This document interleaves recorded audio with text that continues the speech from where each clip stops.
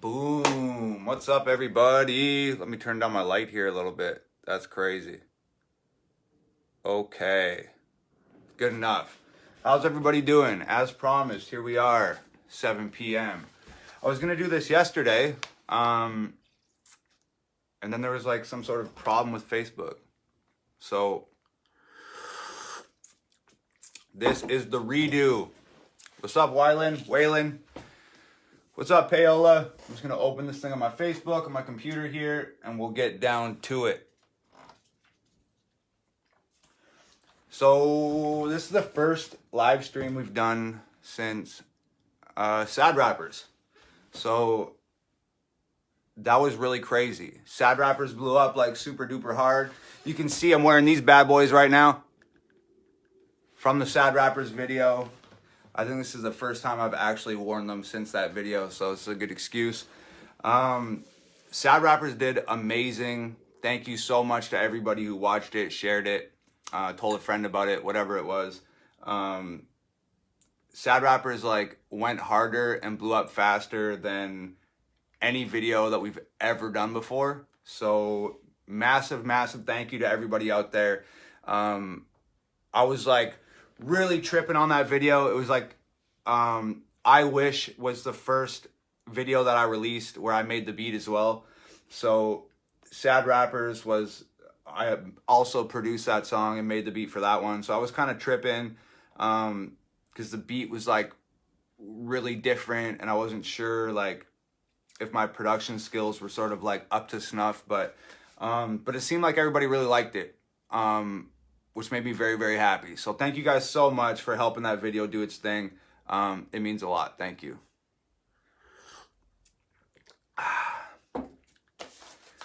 So I guess, what should we talk about first? Maybe we should talk about the sort of the reaction that Sad Rappers got, because it seemed like it sort of started off really positive and a lot of people really liked it, and then I don't know how it happened or why it happened, but it seemed like a bunch of like Lil Peep fans heard that I had mentioned Lil Peep in the song, and then they came out just like guns blazing saying, this guy diss Lil Peep, like how could you diss a dead guy, blah blah blah blah blah. And it was just like, yo, like you guys need to get the fuck over it.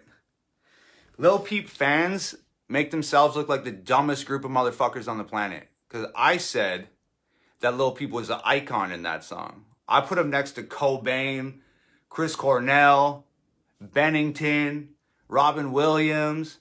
I put Lil Peep amongst those people. I said he was an icon, so that was a positive thing. But I swear his fans are just like so fucking obsessed with dude, which is fine, he's dope. But they're just like so submerged in the fandom of Lil Peep that like when anybody says his name, they all just jump on it and start bitching and whining about stuff. So there's that. It's all love for Lil Peep. I think a lot of people also, they're hitting me up saying like, oh, like you didn't just diss him in Sad Rappers, like you dissed him in Hell of It and like blah blah blah. And to me it's like, yo, like Hell of It's not even about fucking rappers. It's not even about mumble rappers or sad rappers or whatever the fuck. Like Hell of It is about fans, the fans of the mumble rap and the fans of the old school rap and the duality like between them, you know what I mean? So like what I said about Lil Peep in Hell of It was, what was the line? It was something like, I could just go crazy like Ye, I could just get locked up like Meek, I could just go OD like Peep, I could just blah, blah, blah, blah, blah. And that shit was about like, it's about fans. It's not about those rappers. It's about like people that love hip hop, that are infatuated with hip hop, that are hip hop fans. It's about those people like romanticizing the lifestyle that leads to Lil Wayne having seizures, and romanticizing the lifestyle that leads to Meek Mill getting locked up, and people that are romanticizing the lifestyle that leads to Kanye going to like a mental institute for a week, and people romanticizing the lifestyle that leads to people like Lil P overdosing and dying. So that's what that was about. That's not a diss on Lil Peep. If anything, it's a diss on the fans that like romanticize that lifestyle and don't give a fuck about that person really. They're just like, yeah, Xanax, drinking, drugs, partying, yeah, until somebody really dies, and then it's like, oh my God, like, that's when people start caring. So that whole line was like a commentary on like, yo, like, how far does it have to get? Does Kanye have to go crazy? Does Meek Mill have to go to jail? Does Lil Wayne need to start having seizures? Does Lil Peep need to OD? Are these the same things that need to happen for people to realize that, like, romanticizing that lifestyle is a negative thing? Perpetuating that cycle that these artists are in? You know what I mean? So, anyways, not like I even give a fuck about like what anybody's saying about the record, but for the people that are here that like me, that support, that may have been like confused or want to know about it, that's the explanation. Sad Rappers is out now, and if you haven't seen it, go check it out. It's pretty dope. I produced the whole thing. I've only ever done that once before with I Wish, so check it out. It's pretty cool. Yeah, and I don't know. Also on the topic of Sad Rappers, since this is the first live stream since Sad Rappers and we're talking about Sad Rappers, a lot of people hit me up saying like, you know, like, how dare you diss people that have like mental health issues and shit like that. And to me, it's like, yo, man, like, come on. Are you purposefully like missing the point? At this point, you must be purposefully being ignorant to like what that song's about. Like, I have mental health issues, you know what I mean? I'm not attacking people with mental health issues. I'm not even like really attacking artists that have mental health issues, because there's a lot of people that stood up and said, hey, yo, there's a lot of artists that like really deal with this shit, and like you're calling them liars and blah, blah, blah, blah, blah. And it's like not even really about that. I'm not attacking artists. I'm attacking like an industry objective, because in my opinion, like, I don't really like listen to the radio that much. And in the last couple months, I've been like putting on the radio and listening to the shit that's been playing. And like a lot of these songs that are in like high rotation, that are in like top 10, top 5, like I keep hearing words like anxiety, and I keep hearing words like depression, and I keep hearing words like that. And it's like, yo, like, why is fucking Shawn Mendes talking about depression? Like, if I Google that, if I go on Google and I look up that song, I can see that there's 17 writers on that song. So somebody, in my opinion, somebody in that room was like, yo, we should talk about this. We should talk about depression. We should talk about anxiety. We should talk about this, because there's a lot of people that deal with that shit. And you're going to be able to connect with them on a personal level if we use those trigger words and we talk about those issues that people are really dealing with. So to me, it's like, yo, if the artist is really dealing with those things and they're going to connect with people on a real level, fine, go ahead. That's what music is all about. That's what this forum is for, connecting with people on a real level. But if you're not connecting with people on a real level, if you're using things as serious as mental health issues as a marketing ploy to connect with like maybe an untapped fan base, so you're looking for common ground to like relate to those people on, and the common ground you choose is mental health issues that you have no experience with, I think that's fucking bullshit. So that's what the song was about. It's not about attacking artists. It's about attacking an industry objective. And in my opinion, it's a very real industry objective. And a lot of people deny that it is, but when have I really given a fuck about what anybody other than I think, you know? So, too bad.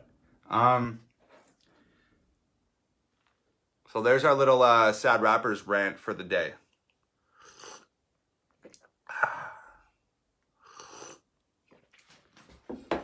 I guess what's next up? I don't have like a video coming out immediately, so I'm not really here like promoting a video or doing a bunch of shit like that. So I just have like a couple talking points on this piece of paper. The first thing I wanted to talk about was Sad Rappers, obviously, because that just came out. We haven't done a live stream since that video dropped. I guess the next big thing is in like 2 weeks, we're leaving on tour for the Everybody Hates Me tour. So we're going to come see everybody on the road. I'm really, really stoked. If you want to see if we're coming to your town, or you want to know when the shows are, where the shows are, or you want to get tickets or whatever, you can go to www.theeverybodyhatesmetour.com. www.theeverybodyhatesmetour.com. You can see all the tour dates, you can buy tickets, you can do all that stuff. So there's gonna be more dates added. So if your city's not on there, don't trip. Not only is there gonna be like more dates added, but there are going to be more tours this year. So if you're like, I don't think we hit a lot of southern dates this time. So if you live down south and you want us to pull up, we are definitely going to do that. It's just going to be later in the year. We're going to do a whole southern run. If you're like super East Coast, we're going to do an East Coast run this year. And we're going to do the West Coast and Pacific Northwest. So if your city or a venue close to you isn't on that list, don't trip. There's going to be dates added, and there's going to be like probably 3 or 4 more tours this year. So it's all good. But this is the first tour we've done since the Hell of It tour last year, which was a super blast. So I'm really excited about this one, and I'd appreciate the hell out of it if we're coming to a place that's close to you and it's like you're an hour out or 2 hours or something. I know it's a big trek, but make the drive, man. Come see us, come hang out. It's gonna be a blast. I know like the majority of the shows are like pretty darn close to sold out right now. So if you're gonna come, you gotta make a move. www.theeverybodyhatesmetour.com.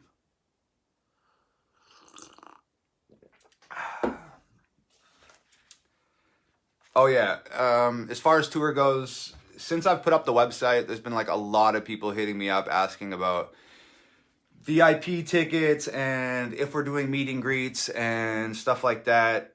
And I guess to those people who haven't tuned into the live streams before and heard my thoughts on that, and sorry to repeat myself for everybody that's heard it already, but I don't do meet and greets. I don't do VIP tickets. I don't do anything like that. I hang out. I show up to the show way early. I hang out with everybody. I take photos. I do the whole thing. We do the show, and then afterwards, I still hang out and I sign autographs and take the photos and have those conversations and everything like that. You don't have to pay any extra money. You don't have to get some sort of special ticket or purchase like a meet and greet package or anything like that. That's whack. Like, if you're making a drive or you're taking time out of your day or money out of your pocket to get a ticket, to drive and see an artist that you like, to go to a show, that's good enough. I don't need an extra $15 so you can come shake my hand and get an autograph. That's like the wackest shit ever. I would be fucking choked if I had to do that to meet my favorite artist or an artist that I liked. You know what I mean? So I just try to keep it like as genuine as possible. I'm not like, I think it's weird if it's like we set up a meet and greet and the people that are there paid money to come shake hands. I just think that feels really like disingenuous. I'm not about that shit. So if you get tickets to a show, just fucking show up early or stay late or whatever the case may be. I'll be there hanging out, taking photos, signing autographs, kissing babies, all that stuff. So, but babies don't typically like me, so maybe leave them at home. Okay, yo. If you don't know, I made a group connected to this page. It was the official Hangover Gang group on Facebook. And a lot of people, it's gone now. So a lot of people have been messaging me saying, yo, did you block me from the group? Or did you shut the group down? Or did you ban me? Or what's going on? And things of that nature. And like, essentially, like, here's the thing, all right? Everybody knows, like, I'm not like about censorship. I'm about just like, as long as you're not like affecting other people in a like overtly negative way, I'm just like all about like, say what you feel, do what you want, be cool type of thing. So that group went from like 0 members to like 6,000 members in like 2 or 3 days or something. So when there's that type of like influx of people, there's bound to be some like disagreements and some shit going on. So there was some shit going on. So I made a big post saying like, yo, like, people fight with each other and don't get along and have negative interactions everywhere in the fucking world all the time. Let's try and not do that here. I don't want to ban anybody. I don't want to delete anybody's posts. If somebody says some shit that you don't like, just move on with it. Because I think the way it started was somebody made like a post about flat earth. And then a bunch of people got in there super passionate about the earth being round. And it started all these fights and shit. And it was just like, I couldn't fucking believe it, man.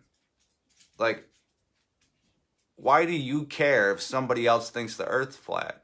You know what I mean? Who gives a fuck? Let that guy think whatever he wants, man. He thinks the earth's flat. You think the earth's round. It doesn't matter what shape the fucking earth is. We all live on this thing. Just be cool with one another. But people couldn't be cool. People started fights. So I tried to mediate it as best as I could, but I didn't shut the page down. I didn't ban anybody. Facebook shut the page down. I made the page for you guys to hang out and have a community and do the whole thing. And I wasn't going to moderate it or monitor it or, you know, censor it or anything. I was just going to let you guys run it. And the people that were in there ran it into the fucking ground because Facebook shut it down. It had nothing to do with me. So that sucks, but it's just the way it is. Sorry, guys. So when I made that Hangover Gang group, I also made like a promo code to go with that group that was called, and the promo code was official member, because I wanted the people that joined the group to have this code so they could go to the website and they could grab a snazzy Hangover Gang t-shirt or a balaclava or one of these white boy t-shirts. Here, let me open this thing up. I just ordered a bunch. I just dropped a bunch of new designs on the website, new Hangover Gang t-shirts and white boy t-shirts and ball caps and bandanas and a bunch of stuff. This is one of them, just the white boy t-shirt. So there's also like white boy ball caps, camouflage with orange writing and shit. Anyways, I dropped all these brand new designs on the website. So I made this promo code official member for anybody that was in that group, because I wanted the people that joined the group to get something special out of the thing. And then you guys got the fucking group shut down. So now I got this promo code that still exists, that's still active on the website, that nobody's used because the group got shut down. But I'm just letting you guys know right now, because I think it's only active until, it's Thursday. It's only active till Monday. So if you go to the website, www.hangovergang.com, and you get anything, t-shirts, hats, balaclavas, bandanas, whatever it may be, use the promo code official member and you'll get 15 or 20% off your order. And that's that. It's active till Monday. So I just thought I'd let you guys know. I'll put the link in the comments after this thing and it'll be there if you want it. What else do I got here? I'm just looking at my piece of paper. I don't have that much here. A lot of people are asking about the album. One more thing, as far as the store goes, before I move on from that shit. Since we're leaving April 1st, I'm only going to have like one more opportunity to send out orders before we leave. So you guys know that I handle all the orders. I package them, put them in the mail myself, all that stuff. So I'm only going to have the opportunity to make like one more shipment before we hit the road and go on tour. So if you want Death Threats, my album, you better get in there in the next day or two and get a copy, or you're gonna have to wait until May for it to ship out, because I won't be back from tour until May. So that's the last thing. Death Threats album, every single copy signed, sign them myself, put them in the mail myself, and ship them out. I'm only gonna have the opportunity to do that one more time before we hit the road.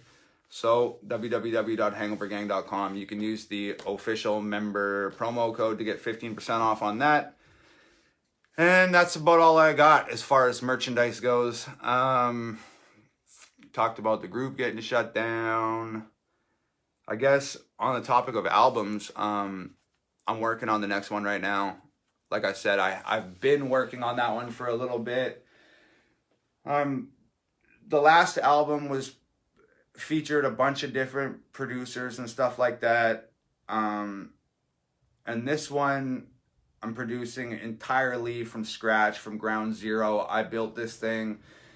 from the ground up. I was like really, really, really scared to write this album, especially after death threats, after like, I mean, what's on this album? After like Politically Incorrect and Dear Rappers and Castles, Exposure, Hell of It, Hang On, Hangman, White Boy. You know, after all those like big records, I was like pretty intimidated and pretty scared to like start writing this album, because I was just like, how could it possibly live up to death threats? You know what I mean? It was a really, really daunting, scary task. But I just sat down one night and I wrote, I think, 2 of the songs, and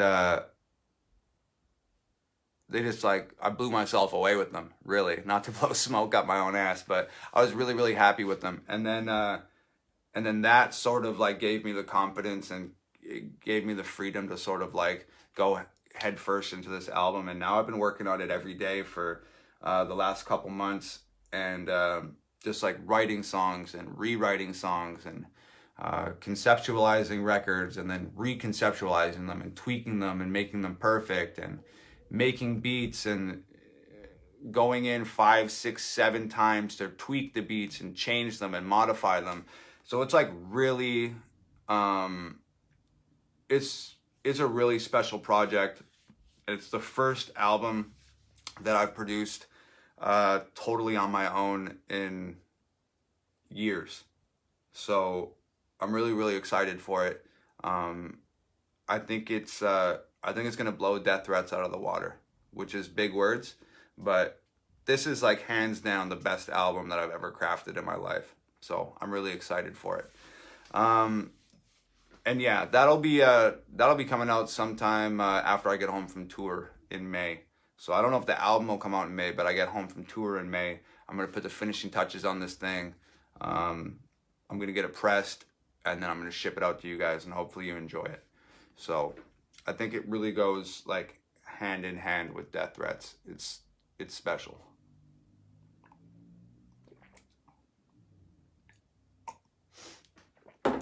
So I guess I'll just like hang out and take like a few questions. That's everything I had written down. I just really wanted to talk about the Sad Rappers video, which we did. Talk about the tour.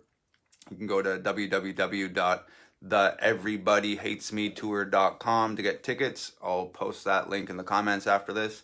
I wanted to talk about the store. We talked about the albums, balaclavas, and all the new t-shirts and stuff that's there.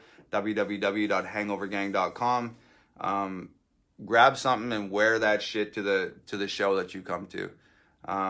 Use the promo code officialmember for 15% off, and I'll have the chance to ship one more batch of albums before I leave. So if you want an album, signed CD, place your order now, because we're running out of time. I'm out of here in 2 weeks, so probably by the end of this week I'm going to make that last shipment. So you got a few days.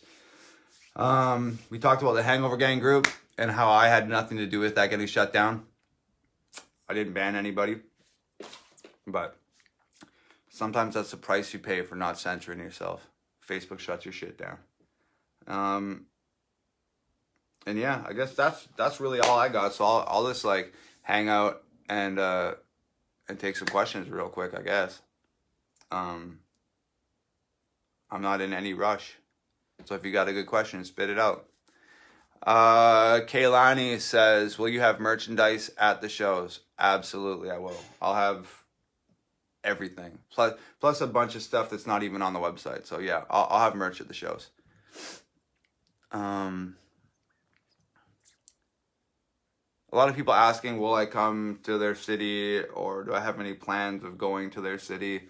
I'm not going to answer all those just because it's the same answer to every question. Yes, I plan on coming to your city. Like I said, there's still dates to be announced on this tour. And if your city isn't announced for this tour, there will be 3 or 4 more tours this year. And we're going to hit everywhere. Chelsea Ortiz says, what does Hangover Gang actually mean? I just don't. Aaron Stevens says, which Williams were you referring to in Sad Rappers? Robin? Yes, I was referring to Robin Williams. What does Hangover Gang actually mean?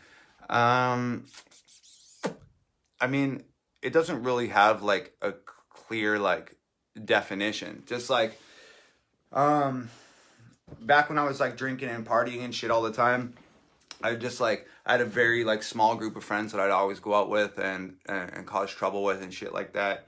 And we'd always just wake up with these nasty hangovers. So I just coined it. I was like, fuck, we're the fucking hangover gang, boys. And I mean, getting drunk and drinking wasn't like our objective back then. Like, our objective was just having like the best night of our lives every single night, and liquor just so happened to be involved in that process. But even now that I don't really drink anymore and I don't really party and I just sort of work on music and just do my own thing, to me, like, Hangover Gang still like embodies that like same concept. It's just like about having like the best night of your life, or the best day of your life, or the best moment of your life as often as possible. So that's really just the thing. And it's just like a community of people who like all believe in like, you know, trying to have the best time ever all the time. That's really all it is.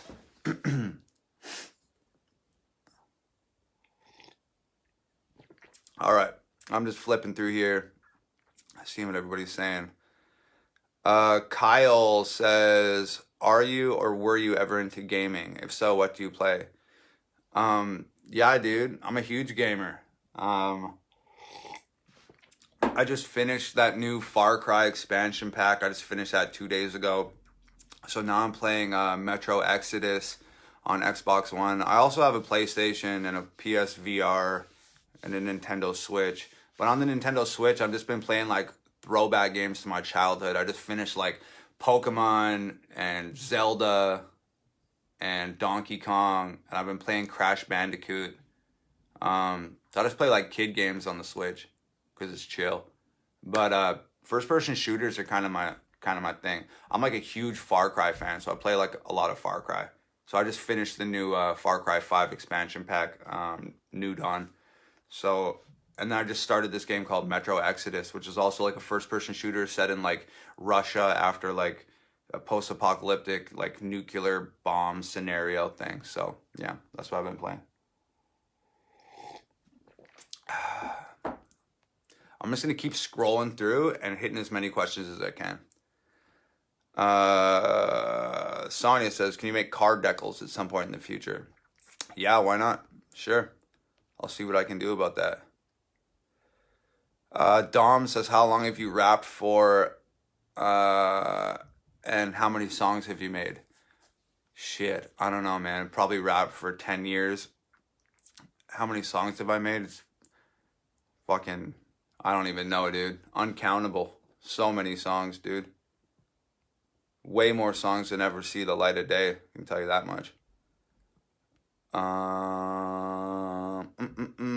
Brandon Morris says, who inspired you when you were a little kid?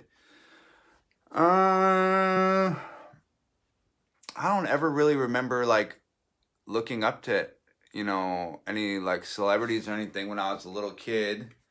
I remember I wanted to be Batman. So I guess I looked up to Batman. Then I wanted to be an astronaut. So I guess I looked up to other astronauts. And then I wanted to be a pro wrestler. And then I was a rapper. So I've never had the most practical career goals in my life, which didn't leave me with, you know, many people to look up to. But yeah, I looked up to two people in particular, just like my dad, just like I think every little boy should. I had a really badass dad who climbed mountains and sailed the world and did a bunch of really badass stuff. So I looked up to my dad. And as far as when I was doing the wrestling thing, I was like super looking up to Stone Cold Steve Austin, that character. As silly as it sounds, I credit like Stone Cold Steve Austin with a lot of like the success I've had in music. Just like that, the character, you know what I mean? Just like never backing down, like never surrender, like even when the odds are stacked against you, it's like 2 middle fingers, it's time to kick some ass. And that's always been me as far as music and my goals were. So that's really it. Stone Cold Steve Austin and my dad. Shit. somebody asked, I just lost her name. Dang, I'm sorry. Just asked what the most humbling moment in my life was. Shit. I don't know. There's been a few of those. When I was a kid, I've never talked about this, but it's always sort of like in the back of my mind every time I get a cold or I get a flu or something. When I was a kid, my sister got the chicken pox and they like got into her brain. And it was really fucked up, man. She ended up like, it's like a 1 in fucking 500,000 cases. Like, she got chickenpox in her brain, and it really like put her in the hospital, and she was like damn near not being around anymore. And when things like that happen, even as a kid, you're like, holy shit, like I'm so fragile. I'm so like, these things could happen to people I love. Like that's a really humbling moment. When I had that like mental breakdown like a few years ago, that was a very humbling moment, because you really realize in those moments that like you really don't have shit but your health. Like you really fucking don't. It doesn't matter how much money you have, how many friends you got, what kind of car you drive, how nice the clothes in your closet are. Nothing fucking matters when your health or the health of somebody that you love comes in question. Maybe like a year ago, my girlfriend Nova has like wicked bad asthma. And I don't even think I ever told this story. This was like a humbling moment that happened like pretty recently. So like she'd been sick for like a few days, and her asthma is really bad and her chest congested and stuff. And one day we're like in the kitchen and she's like coughing, and she said that she could hear something in her ears or some shit. And I was like, what? And she's like, yeah, I'm hearing stuff in my ears. And I was like, okay, like, it just must be because you're sick. It's fluid in your ears or something. And then, like, I turned my back and I was walking out of the kitchen and I heard her say, like, she's like, I can't breathe. And I turned around and she was just grabbing her throat. And I ran over and her throat was just, like, hard like a rock. And then I guess she squeezed hard enough and it broke whatever was in here, and then you could just feel this like rush of fluid like rush up her neck into her ears. So that was obviously terrifying. So we like get in a lift, rush to the hospital, and then I guess what ended up happening was, because she's asthmatic and she'd been coughing a lot because she was sick, one of her lungs popped, and the air that was in her lung that popped escaped into her chest cavity and then pooled up in her neck, and the air bubbles inside of her neck forced her airway closed. And when we squeezed her neck, it popped those air bubbles and let her throat open back up, and the air bubbles went into her ears. And then that's what she told me, I can't hear anything. That was the thing about the ears. I can't hear anything.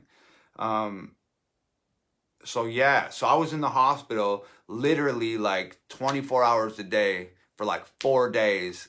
And like the nurses are always switching over, and I had this notepad with me, and like every time a nurse came, I like took the nurse's name, wrote down all the medications they'd give her. I'd take notes on what all the nurses and doctors were saying, and then every time the nurses switched over, I'd go find out who her new nurse was, and I'd be like, yo, here's my book of notes. I've been keeping it for 3 days. Give it a look and we'll go from there. So that was probably the most recent like humbling experience. Very scary shit. Tony Guerrero says, who did you listen to growing up? I listened to all the shit that my dad put me onto, which was all classic rock. Beatles and Zeppelin, Pink Floyd, Steppenwolf, Joe Cocker, Jimi Hendrix.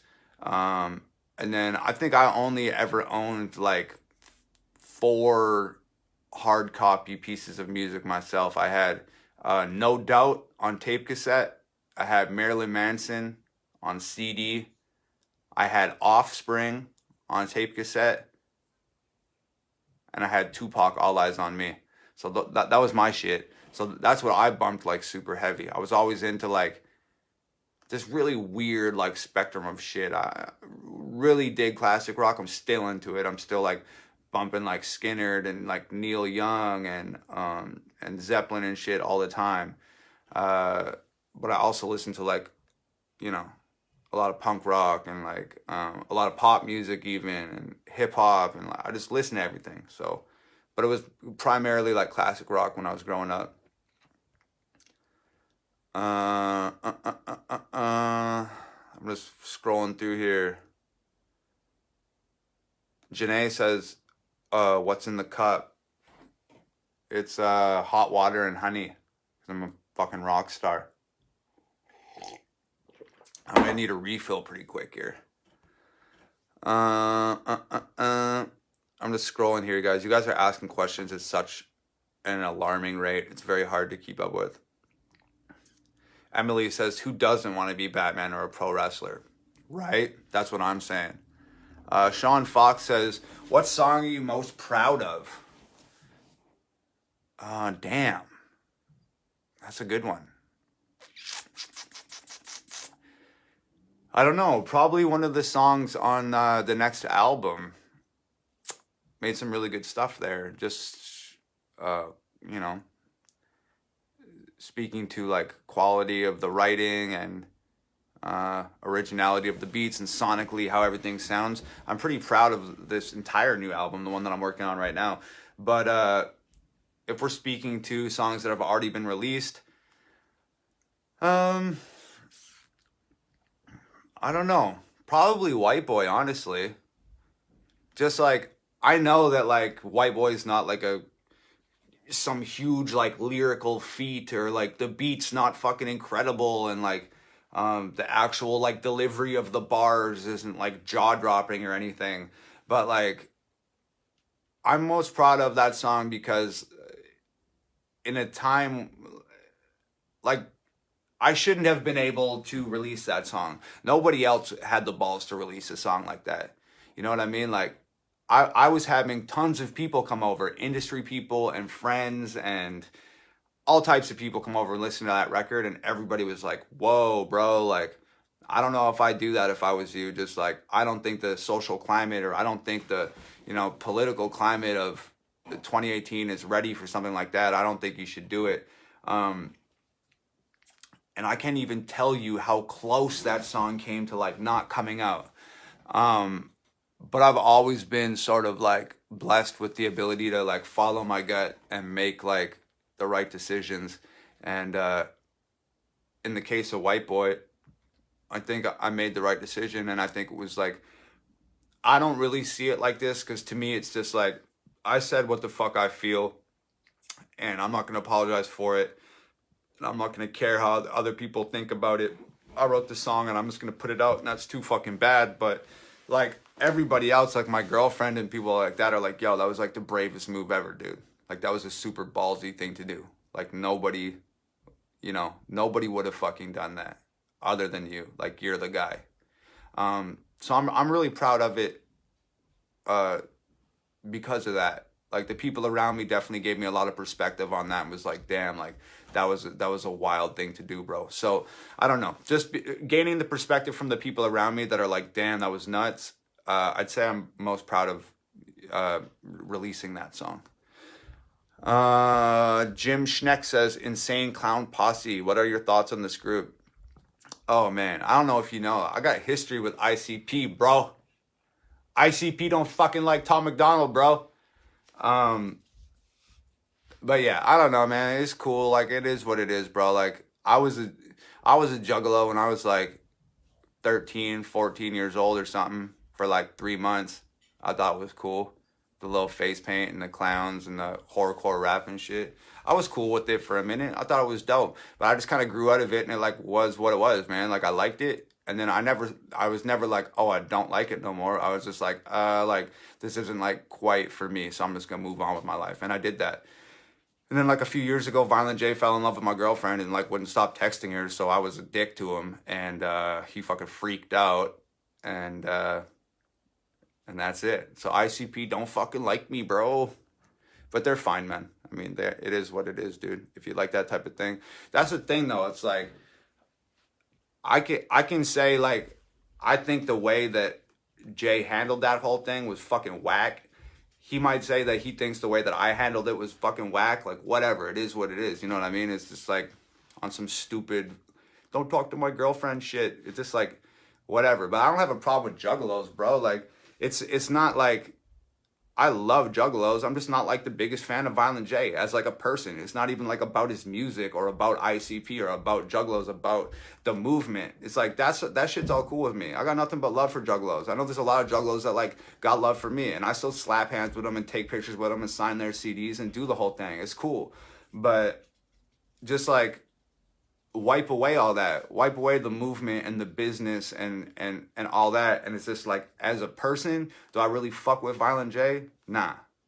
As far as Shaggy 2 Dope goes, I don't know the dude. He could be the coolest fucking guy ever. So I don't know.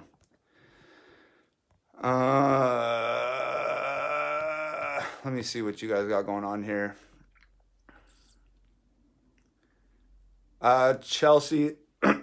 Chelsea Thompson says, what's the meaning of the tattoo under your lip? It's HOG, it's Hangover Gang. You already know.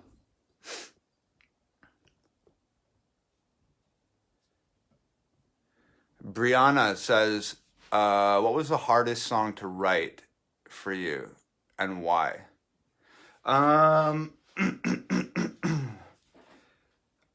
Pretty much like, after Dear Rappers came out, and that went like, you know, viral. It went viral the way it did. And then like Castles came out, and that did really well. And then Hell of It came out, and then that like really blew up and got like 10 million views or something. It wasn't like, you know, it wasn't any like one particular song that was really hard to write. It was pretty much everything post Hell of It was really difficult to write.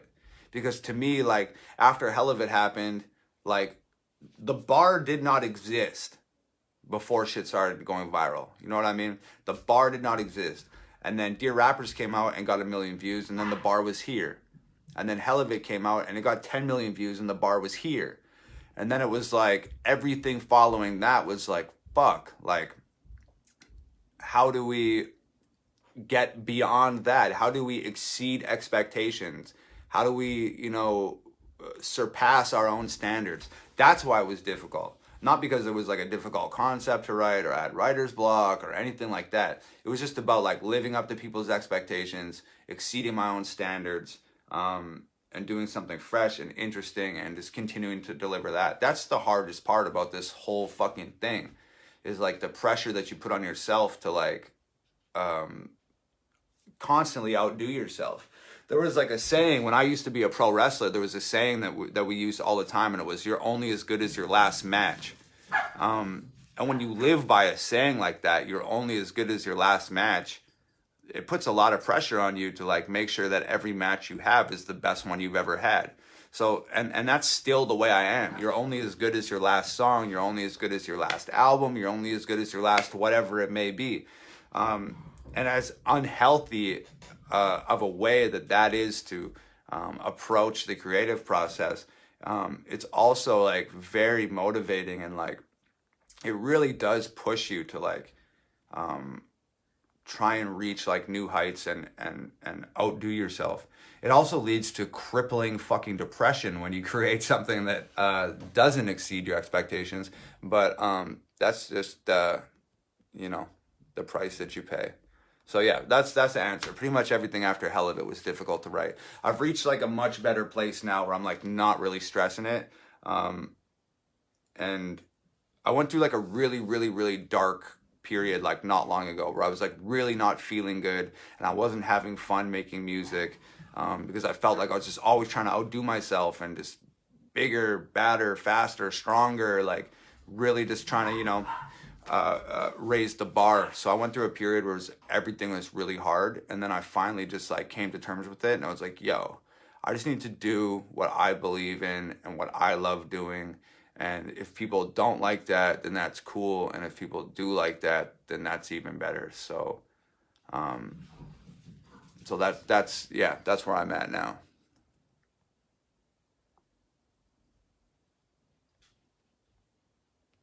Somebody said, why you gotta take shots at sad rappers though? Bro, I already fucking told you. I'm not taking shots at sad rappers. If it's legitimate, then it's legitimate. But there's all these fucking wannabes that are in the wake of fucking Lil Peep, that are in the wake of XXX, that are just like industry fucking plants. These people are vehicles, bro. Do you understand that? Do you really understand what that means? A lot of these rappers are fucking vehicles, bro, to sell shit. Like all these fucking mumble rappers and shit, writing songs about Gucci, writing songs about Louis, writing songs about brands, writing songs about cars. You think these guys are really like in their heart, in their soul, need to be making a song about a car or a fucking backpack or a pair of shoes? Like, no, bro. That guy's a fucking vehicle for a corporate objective to sell a fucking bag or a pair of shoes or whatever the fuck it may be. Just like a lot of these sad rappers are not fucking legitimate, dude. They're vehicles for an industry objective. The music industry is suffering right now, bro. The internet fucked the game up, dude. People don't buy CDs no more, bro.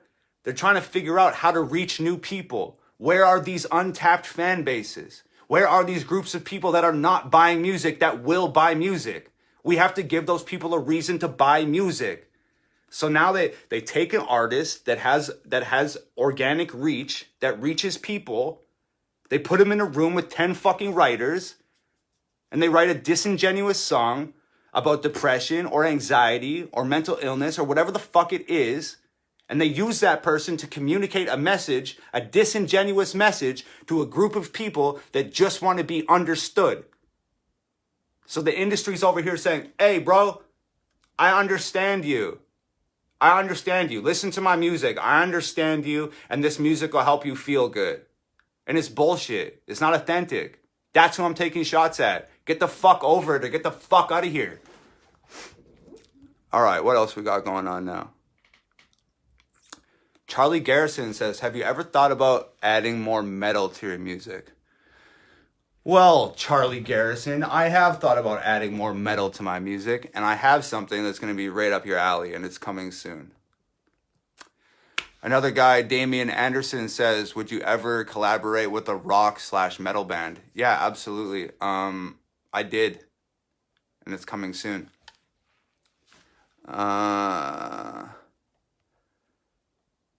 Ivy says, does non-explicit upset you when companies specifically remove explicit content?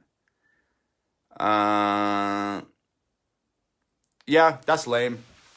I mean, I don't know. It is what it is, dude. Like, I get it. I get both sides of the thing and stuff. I censor, like, a lot of my music. I'd rather not, but it's just the way it is. I'm playing by, like, YouTube's rules. I'm playing by Facebook's rules. I need to, like, you know what I mean? Like, I'm not signed by, like, a label. I do this shit all myself. So, like, somewhere in this thing, I have to make a couple bucks. You know what I mean? So, if that means monetizing videos on YouTube or whatever, so I don't have to, like, shove merchandise down people's throats or fucking work a full-time job, I want to be able to be here to make music for you guys. That's my whole thing. So, to me, it's like, censoring music sucks, but I have to do it to be able to monetize my YouTube channel so I can buy groceries, so I don't starve to death, so I can continue making music. So I understand, like, why it has to be done, but, like, that's on sort of, like, a personal level, but, like, when you get to, like, a business level, like, there's a lot of, like, albums that come out that are, like, censored versions, and I know, like, I think I heard that Spotify was, like, taking XXX's stuff down or somebody's shit down because it was explicit. That's like all fucking whack. You know what I mean? This is art, and like, and that's it. And you shouldn't be able to like censor somebody's art or manipulate somebody's art or change it to make anybody feel more comfortable. Like, I mean, it's fucking music. Like, what about all these old ass paintings, oil paintings from like, you know, fucking hundreds of years ago, like, where there's like titties and dicks in them and stuff, and they're by like Michelangelos and Picassos and Da Vinci's and stuff like that. They're just hanging in the museum. Ain't nobody going in there with a black paintbrush painting over titties and dicks, censoring people's paintings. That's whack. So why do it to music? But it is what it is. somebody said, I'm glad your mouth has healed from your wisdom teeth getting pulled. Holy fuck, you guys. I didn't even tell you about that. I guess it was like 2 weeks ago. I went and had all the wisdom teeth ripped out of my face. My face was all swelled up and it was like really brutal. And I did it awake.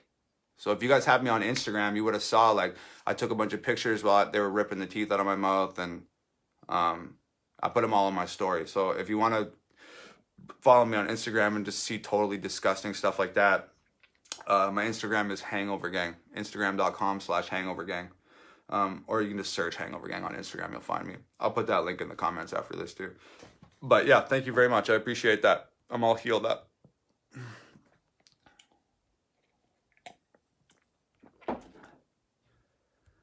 Okay.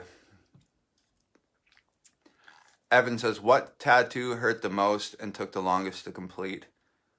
Probably like the one that hurt the most is I got this like skeleton. I'll show you real quick. I'm kind of fat right now, so this skeleton right up the center of my chest was, or my stomach and my chest was super brutal, man. It was super duper brutal. I think it took like 2.5 hours, and it was just like, it was tough. I'm not even gonna lie.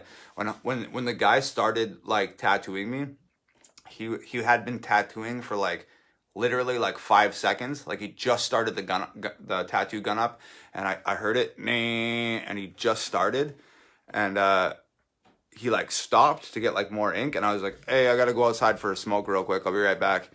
And then I went outside and I called my girlfriend and I was like, yo, I don't know if I can fucking do this. This is the most painful thing I've ever experienced in my life. And she said, oh, I guess if you want to look like a tough guy, you got to be a tough guy, huh? And then I hung up the phone and went back in there and got the tattoo done. And it was fucking brutal. But if, yeah, she never called me out, I don't know if I would have got it done. So shout out Nova for that one.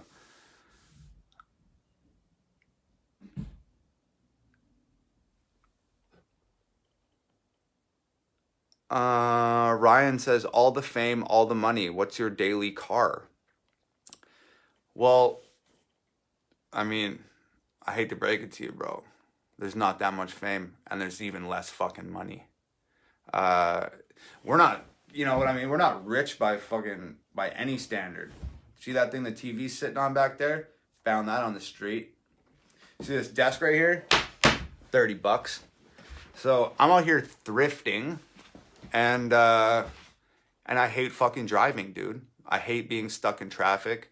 I swear that sometimes when I'm like stuck in rush hour or something, and people are like all super frustrated and shit, I can just feel like the frustration like just emanating off people. And then I just end up soaking it up and feeling really shitty.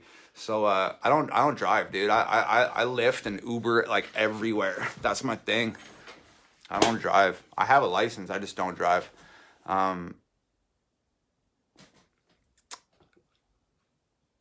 Matthew Wools says, just want to say thank you. Your line, I wish that I could kill myself but also be immortal, hit me in a super deep place. That song honestly means a lot to me, and I thank you for your writing. Well, you're very welcome, Matthew. That song came from a really deep place, so I'm glad it's hitting you in that same spot, man. That's what it's all about, man. Thank you very much. Hired Hit says, what's your stance on R. Kells? I don't know, man. I don't really like pay attention to like pop culture like that. I know that like R. Kelly's been like back in the news, like wilding out. I seen him screaming and yelling on some talk show the other day or some shit. But that's not really my deal, bro. I don't read up on that. I don't pay attention to that shit. So I have no idea. Like, is he pissing on people again, or what's the deal?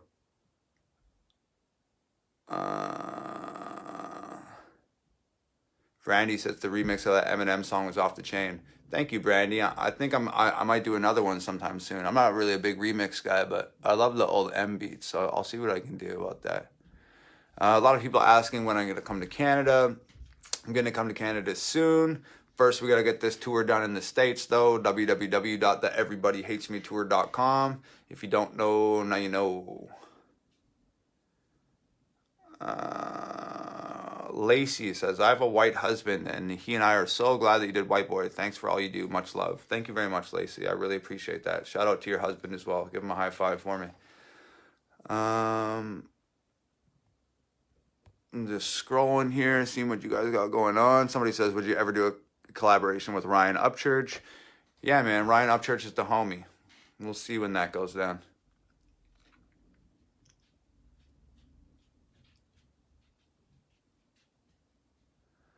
Robert E. Littlefield says, what are your views on Eminem?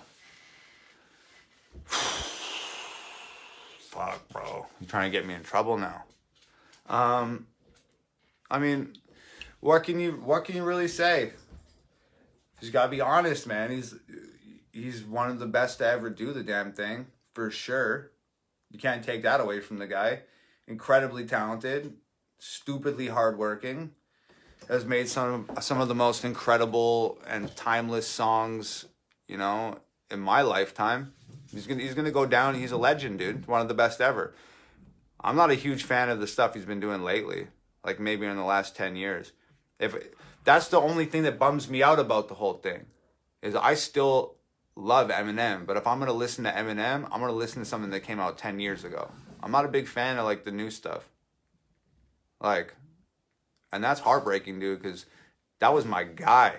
That was the dude that got me into this. So it sucks to say it, but it is what it is, man. I guess everybody falls off sometime, and his time was 10 years ago.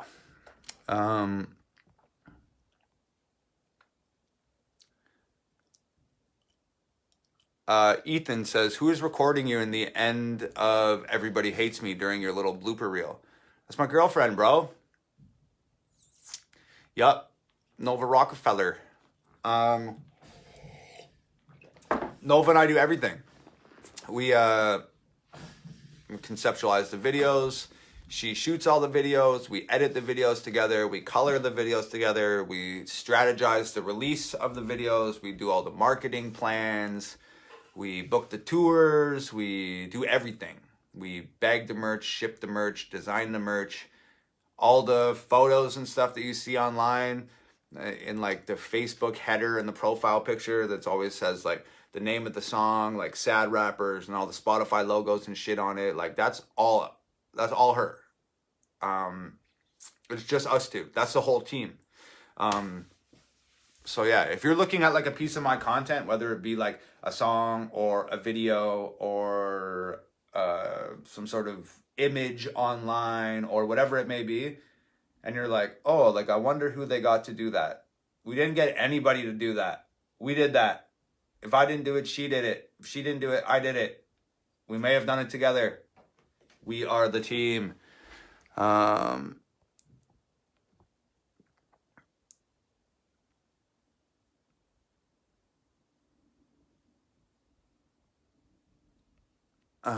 What do we got here?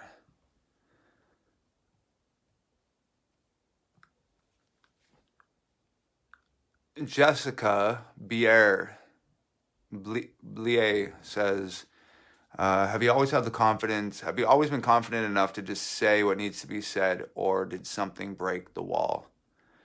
No, man, nothing broke the wall. It's always been this way.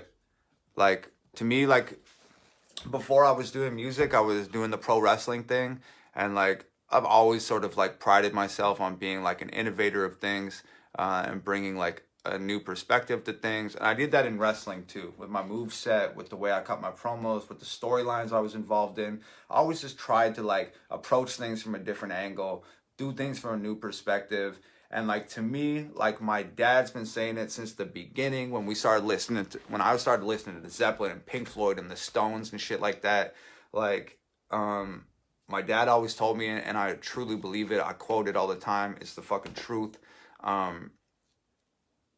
know that I'm a rapper. I make hip hop music, but this shit is fucking rock and roll to me. Everything is fucking rock and roll to me. Life is rock and roll to me. And rock and roll is less about the music and more about screaming the truth at the top of your fucking lungs. So that's really what it is and what it's always been for me. It's like, You know, you got to be willing to, especially these days, you got to be willing to fucking die for the truth. You know what I mean? That's just it. That's the bottom line at the end of the day. So it's always been like that. It's always sort of like how I live my life.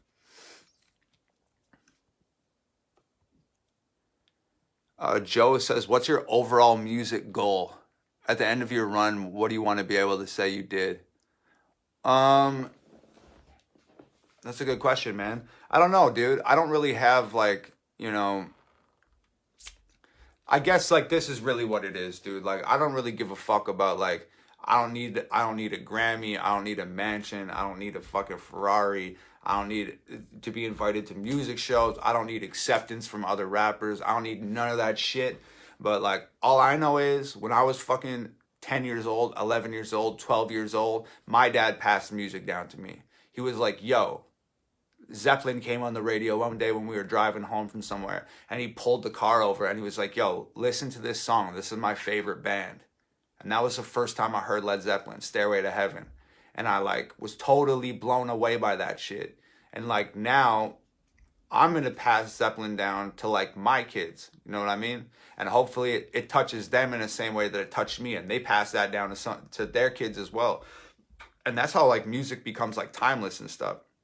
And like that's what I want to do. I don't need the Juno or the Emmy or the Grammy or the acceptance or the cars or the clothes or the jewelry or the house or whatever the fuck. I don't want any of that. I just want to have like a legacy. I want like timeless music. I want people to pull their car over and be like, yo, kid, this is my favorite rapper. Check this shit out. And I want those kids to hear that music, and I want those kids to pass it down too. That's it. I feel like hip hop, especially music, but hip hop especially these days is like super expendable. Something's like really hot for like 3 months or 6 months if you get really fucking lucky, and then it just dies out and you never hear it ever again unless you're at like a throwback night at like a club or some shit. But things are like hot for like an instant and then they're gone forever. And like I don't want to make music that's hot for 3 months, that's hot for 6 months, that disappears. I want to make like timeless shit that gets passed down through generations. That's my whole thing. So that's the goal, I guess. Malia says, how long did it take for you to grow into the man that you are?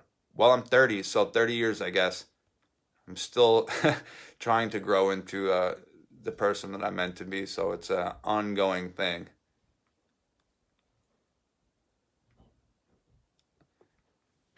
Christina says, do you consider sobriety just staying off of drugs, but you can still drink alcohol? I don't know. I don't know. I guess I'm fucking sober, you know what I mean? Like I'll still have like a beer here and there if it's like a special occasion or it's like, you know, a celebration or something. I'll like 1 or 2 beers tops. I can count the number of beers I've had in the last 2 years on like my fingers and toes, you know what I mean? But I'd still say that like I'm sober. I don't have a problem drinking. I don't have a problem doing drugs. I guess sobriety is whatever the fuck works for you, man. If that's having 1 beer a week, then so be it. If it's having 1 beer a night, then so be it. Like I don't really know. This is different for everybody. Michael says, what's your favorite video that you've done visually? I don't know. I really like sad rappers. I also really like Politically Incorrect. I think Politically Incorrect is really fucking sleek looking. I think the lighting's great. I think the colors are cool. It looks really dope. But Everybody Hates Me is super fun. It's really fun to watch. Every time I see it, every time I watch it, I'm like, yo, this is tight. So I don't know. Probably like Everybody Hates Me or Politically Incorrect.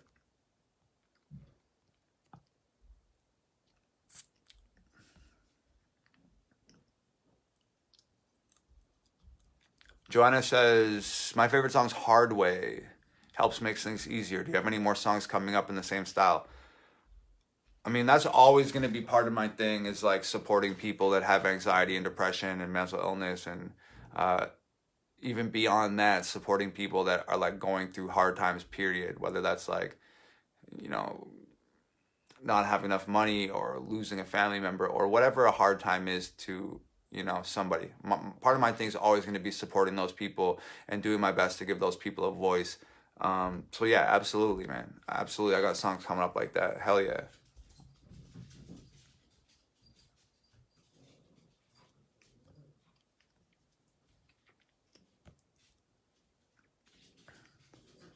Somebody just said people read into songs too much. That's funny because I was having that conversation with somebody the other day. I was just saying that like now that there's like so many different like reaction channels and so many different forums and places to express yourself on the internet, it's like every time an artist comes out with a song, all these people jump on it and have these like 20,000 opinions and like different ways that they break it down and analyze it and like decipher like what the artist is actually saying and like da da da da da. And like that's fine, dude, like it's open to interpretation and shit, but like part of me just wants to be like, yo, like stop analyzing this art, man. Just like let it come out and let it exist and just like take it in and experience it for like what it is. You don't have to break it down to this like molecular level and like try and understand it and decode everything in a song and just analyze it to death because you're just like taking the fun out of like the art. But yeah, I agree with you, dude. What else we got here?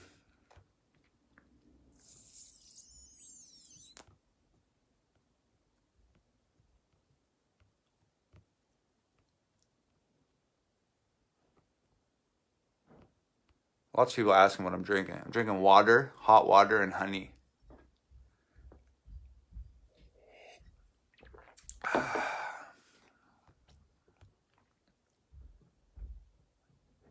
Eric says, you play guitar? I've seen you play piano, right? Yeah, I play a little bit of guitar. Not very well. I'm terrible at it, to be honest. I can play enough of it to like record a song with it, but I couldn't play it live or anything like that. But yeah, I play piano. I play piano a bit.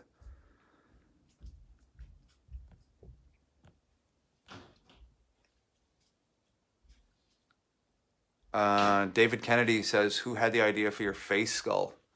As he's talking about those two. Me, man. I don't know. I don't know where I got that idea from either. But I follow like a lot of tattoo accounts and shit on Instagram.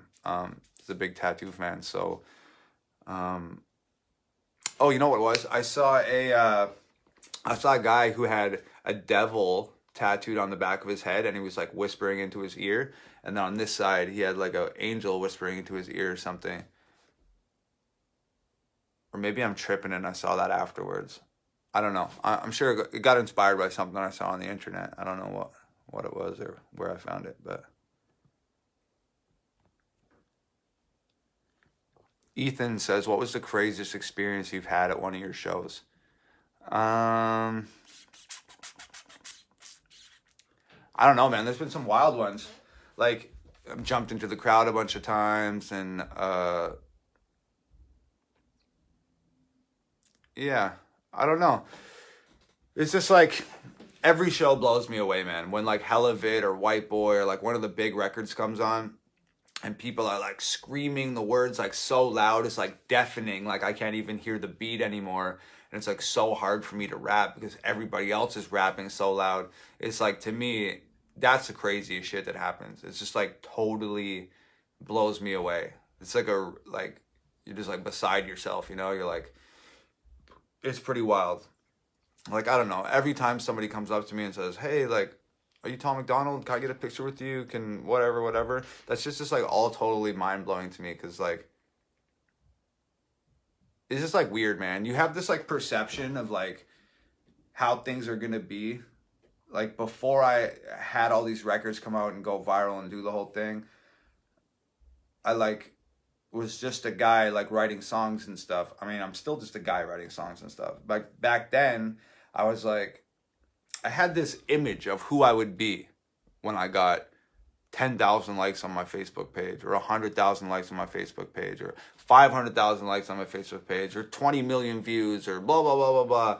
And then like, you keep hitting these milestones, you get the 20,000 likes, and you get the 100,000, and you get the 500,000, and you get the 10 million views, and you get all this shit. And like, those images that you had of yourself, oh, when I'm there, I'm going to be this guy, I'm going to feel that way. When you get to these milestones, you like really realize like, yeah, I don't feel any different. I'm just like the same fucking guy that I was back when nobody gave a shit about my music. It's like never like,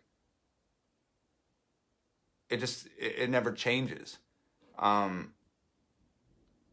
just feel like some fucking guy still. So when people come up to me and ask for an autograph, or, you know, to your question, when there's 500 people screaming the words to a song, it's just really like, it just rocks me because I still feel like this. I'm just like a fucking guy, you know what I mean? That just wrote this fucking song, and now all you guys know the words to this fucking song, and it's just the craziest feeling ever. So every show is like the craziest experience. There's not like one moment. It's just like the fact that like I'm gonna go stand on that stage and rhyme a bunch of words for 2 hours, and all these people are gonna come watch it and give a shit about it is a fucking crazy feeling. It's fucking crazy. So every show is crazy. Every show is the craziest moment ever.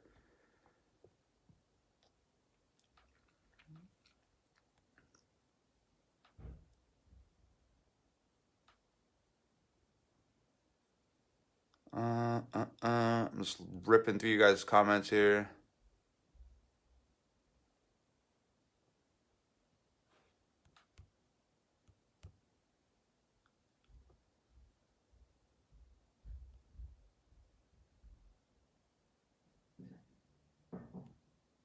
Somebody asked, is that a Hangover getting signed back there? Sure is, buddy. Melissa says, have you ever had people threaten you because of your music? Fuck yeah, all the time. My last album's called Death Threats. Death Threats. That's pretty good. It's pretty good. But yeah, after White Boy came out, and yeah, people have been threatening me since the jump, man. It's crazy because the internet just loves to just start shit. So like, I've said it before, but when like Dear Rappers came out and Hell of It came out, all these people were like you're targeting black rappers, like you're a piece of shit, you're a racist, and they were threatening me back then. And I was like, yo, like I'm not targeting black rappers. I'd never target a rapper of any particular color. Targeting rappers of a particular content. You fucking idiots. But those people threatened me. And then when White Boy came out, a lot of people threatened me. A lot. And that's when I knew that album was going to be called Death Threats. The haters named it for me. They're an integral part of this process. Gracie says, did it hurt to have your eyelids tattooed? Not particularly. No, anybody that tells you that tattoos don't hurt is a fucking liar, first of all. They all hurt. Just varying degrees of pain. And the eyelids weren't like particularly bad.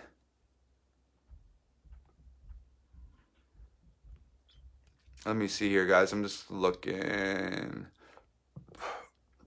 Maury Adams says, what's your opinion on the Canadian rap scene? I don't know. I don't keep tabs on it. I'm too busy working on shit and putting out videos and planning tours and all that stuff. So I know that there's like a bunch of guys like killing it.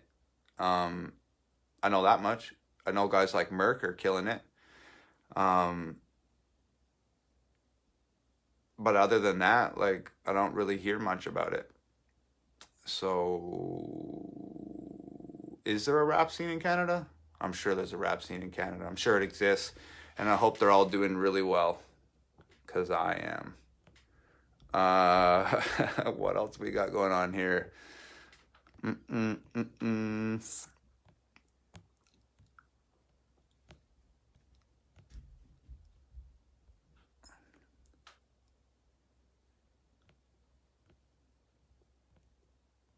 Somebody says, what about Drunk Chappelle? I don't know. You guys talk about so much shit that I have no idea about. I don't know what R. Kelly's doing. I don't know what Canadian rappers are doing. I don't know why Dave Chappelle is getting drunk. They're just living their fucking lives, man. I'm living my fucking life and I'm not paying attention to theirs. I'm sorry.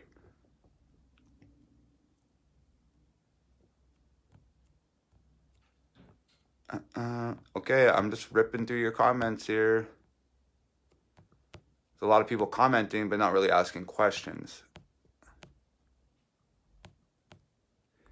Hey, Nova! Yeah? Do you want to show your face? Okay, babe. There's a lot of people asking, like, where's your girlfriend? I'm folding laundry. That's where I am. Cool. Super fun. How's it going? Good. I'm answering questions right now. Being from Canada, are you a fan of Trailer Park Boys? I met the Trailer Park Boys at a wrestling show. Thank you for folding laundry. You're welcome. She's great. See, not only does she do the music videos and the pictures and help me strategize album releases, she also does a fucking laundry, man. And she's a great cook. And she's super pretty. And she's an all-around great gal. I'm a lucky man. Yeah, I'm a fan of the Trailer Park Boys. I don't really watch their shit. I met them at a wrestling show in Winnipeg years and years and years ago. The Bubbles was wrestling as the Green Bastard. It was awesome.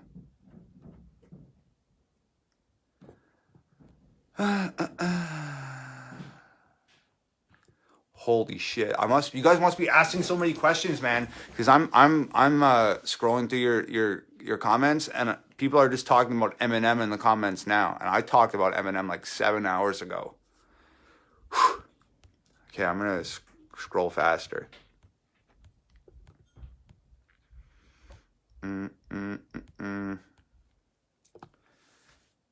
Anthony Taylor says, how do you feel when people misinterpret your lyrics and what they mean?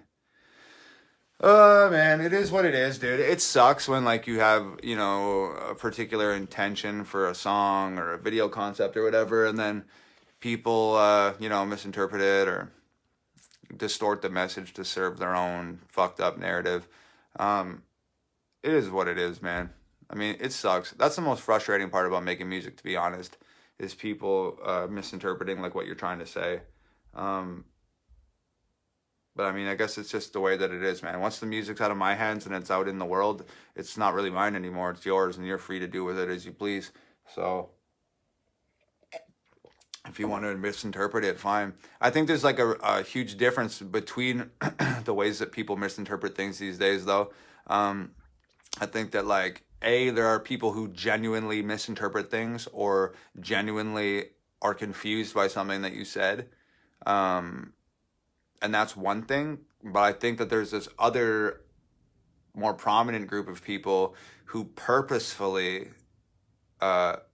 ignore what your intended message is and, like, purposefully misinterpret what you're saying so that they have something to bitch about. That seems to be, like, the big thing in, like, 2019 or in the last couple years, is this, that, like, people are so desperate to find something to just whine and bitch and cry about and chastise people for and criticize people for, that they'll, like, intentionally be ignorant to your message so that they can misinterpret and dissect your lyrics and distort what you're trying to say so that they have a platform to say, hey, I don't agree with Tom McDonald because he's being a real jerk.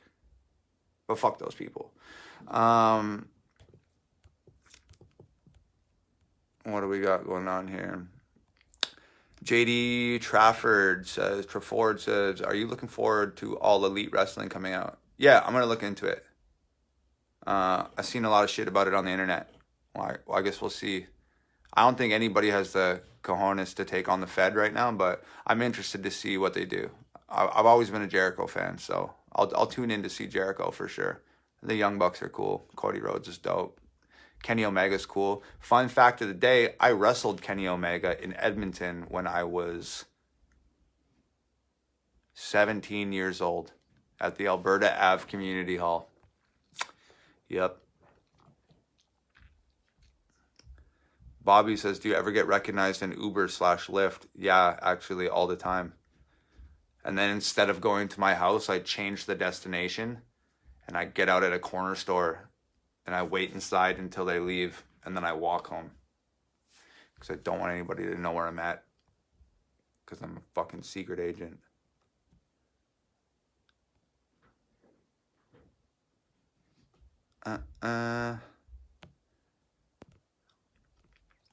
Somebody asked, what's my stance on diss tracks? Would I ever do a diss track? Blah, blah, blah, blah, blah. Not really. I've said it before. My main thing about music is like, my music is about empowering people and supporting people and giving people good vibes. Like, my whole thing is like, I make music so that I can feel good, and then I put the music out into the world, and then it makes other people feel good, and then those people tell me that it helped them, and that makes me feel good. So it's just this giant circle of like doing things that make each other feel good, and I feel like a diss track doesn't really fit into that whole cycle. I put so much energy into making music that I don't know if just like hating on somebody with rhyming words, I don't think that that's, you know, a good thing for me to spend my energy on.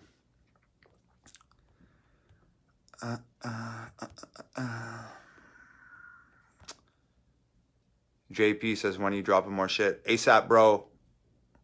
Dear Rappers just came out like a week ago. I mean, Sad Rappers came out like a week ago, or like maybe 2 weeks ago. And I Wish came out like 3 weeks before that. So I've been putting out tons of shit. I'm working as fast as I can.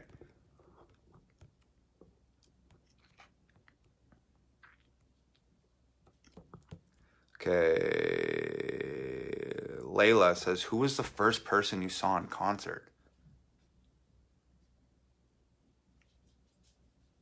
Shit, I don't know.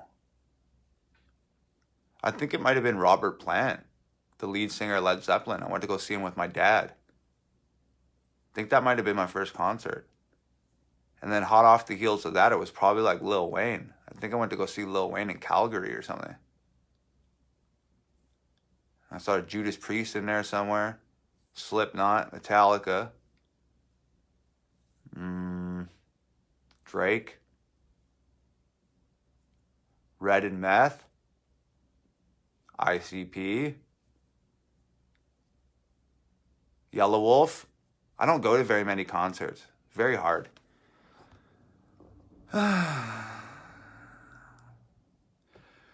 Joshua Tarango says, Tom McDonald, some people just asked how to get signed merch. Well, I don't handle the t-shirts. Like this t-shirt, the Hangover Gang official member, it's on the back too. These t-shirts and the white boy t-shirts, I don't handle the t-shirts. That's the only thing I don't handle. So I can't sign your t-shirts. But if you do get like one of these Make America Hate Again balaclavas, I handle those. So I could potentially sign those for you. The best way to get a guaranteed signed piece of merch is if you get this album, Death Threats. Every single copy is signed. I have them here at the house with me. I sign them, and then I put them into, and then I box them up and put them into the mail myself. I sign every single one of the albums. So that's probably your best bet, is to grab an album. And like I said, you have to grab, if you want merch, if you want an album or you want a t-shirt or a balaclava or something, your best bet is to order that like in the next week or two before I leave to go on tour, because I'm only gonna have the chance to send out one more shipment before I go, and then you'll have to wait a month until I get back. So that's really it. And if you guys all showed up wearing Hangover Gang t-shirts to the concerts when we hit the road on tour in April, that would be badass. And if you want tickets to a show or find out where we're going to be, go to www.theeverybodyhatesmetour.com. Dean says, I'm a heavy alcoholic that drinks like 30, 40 beers a day. Tell me how you got sober. Honestly, bro, it's different for everybody, dude. But like, I tried to stop drinking and shit like a bunch of times. But I guess like somewhere deep down inside, I really didn't want to stop drinking. I really didn't want to stop partying that bad. And then, I mean, kind of sucks. I wish I could tell you to go do this, because that's what I did, but I don't recommend it. I had a total like fucking mental breakdown like 3 years ago, and almost fucking disappeared off the face of the planet. So that's what got my ass in gear, man. Just living in my darkest hour for 6 months, staring death in the fucking face every day. Trying to get my fucking mind back into my skull, because I totally lost my fucking mind there for about 8 months. It was brutal. Just totally lost it. So that's what opened my eyes up and got me sober, man, is just like almost losing everything. So I mean, if you can take anything from that, like if I was you, and I know it's easier said than done, I'd try and clean up my shit before you got to that place, because once you're in that place, dude, it's way easier to walk around the fucking hole than to fall down in it and climb out after. I can tell you that much. And a lot of people fall on that hole and don't ever get out, man. I was one of the lucky ones. So I'd try and fix my shit up before you fall down that hole, because you might never come out of it. Jerediah Kid says, any advice for solo artists trying to come up? I say this every time, but I'll just let you know, Jerediah. I know this is the most cliche shit ever, but it's the best advice I could give you. It's the best advice anybody could give you. The best advice for a solo artist coming up is to just like be yourself, man. When I started rapping, I was listening to like a lot of Eminem and 50 Cent and Unit and Diplomats and shit like that. And those guys were all like thugged out, talking about super gangster shit. And I thought that that's what my music needed to be about. So I talked about a bunch of gangster shit and just dumbass stuff, and drugs and guns and cars and shit that I didn't really know much about, didn't really have much experience with. So the best advice I can give you is to just be yourself, because it's really easy to like listen to somebody talk about guns and drugs and cars and girls and bullshit and know that they're talking bullshit. Don't tell anybody else's story but your own. You know what I mean? If you work at 7-Eleven, talk about that. If you bag shit at Walmart, talk about that. If you're a dog walker, talk about that. Just be you. Be yourself. People will know when it's authentic. Just be the truth, because people gravitate towards that. So that's the best advice I could give you. Monte Collins says, what's your favorite Led Zeppelin song other than Stairway to Heaven? Shit, I don't know. When the Levee Breaks, In My Time of Dying, Babe, I'm Gonna Leave You, Going to California, Riverside Blues, Over the Hills and Far Away.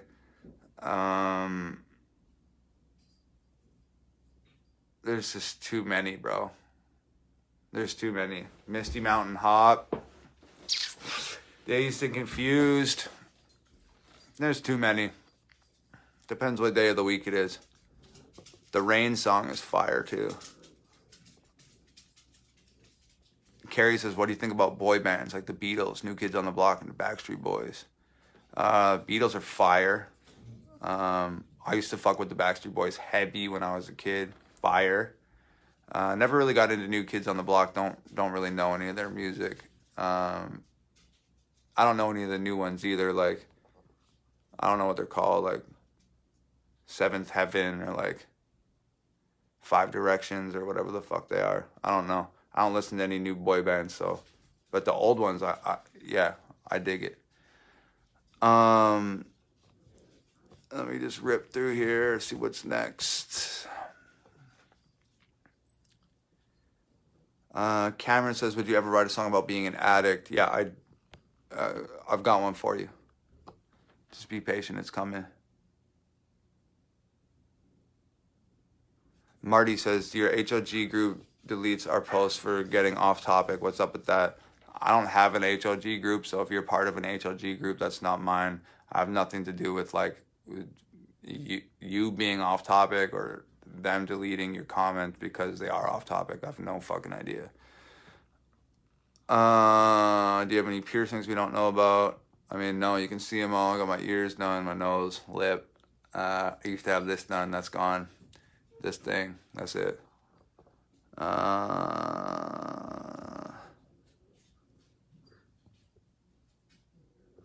Jim says, did you almost fall off the car in the I Wish video?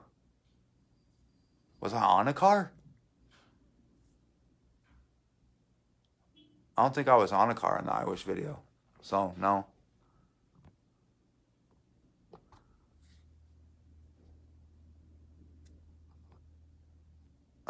Somebody asked what software I use to make beats and music. Logic Pro on everything all day. Zachary says, do you want to do a world tour? Would you ever consider it? Yeah, absolutely. I'd love to do a world tour. That's coming. Our time will come. A lot of people are always hitting me up saying like, yo, like, you're the most underrated rapper. You're the most slept on rapper and stuff like that. And all I can say is like, don't sweat it. They're only going to be able to ignore us for so long. I feel like we knocked on the door and they didn't answer. And then we pounded on the door and they didn't answer. But we can hear them scurrying around on the other side of that door. And now we're kicking the fucking door down. And there's nothing that anybody's going to be able to do about it. And we're going to run up in that motherfucker right away. And they're going to either make room in that place for us or they're going to get the fuck out and we're going to take over. So don't worry about people sleeping on us or, not acknowledging us or anything like that. Our time's going to come. They're not going to have a fucking choice. You know what I mean? That's what we're doing.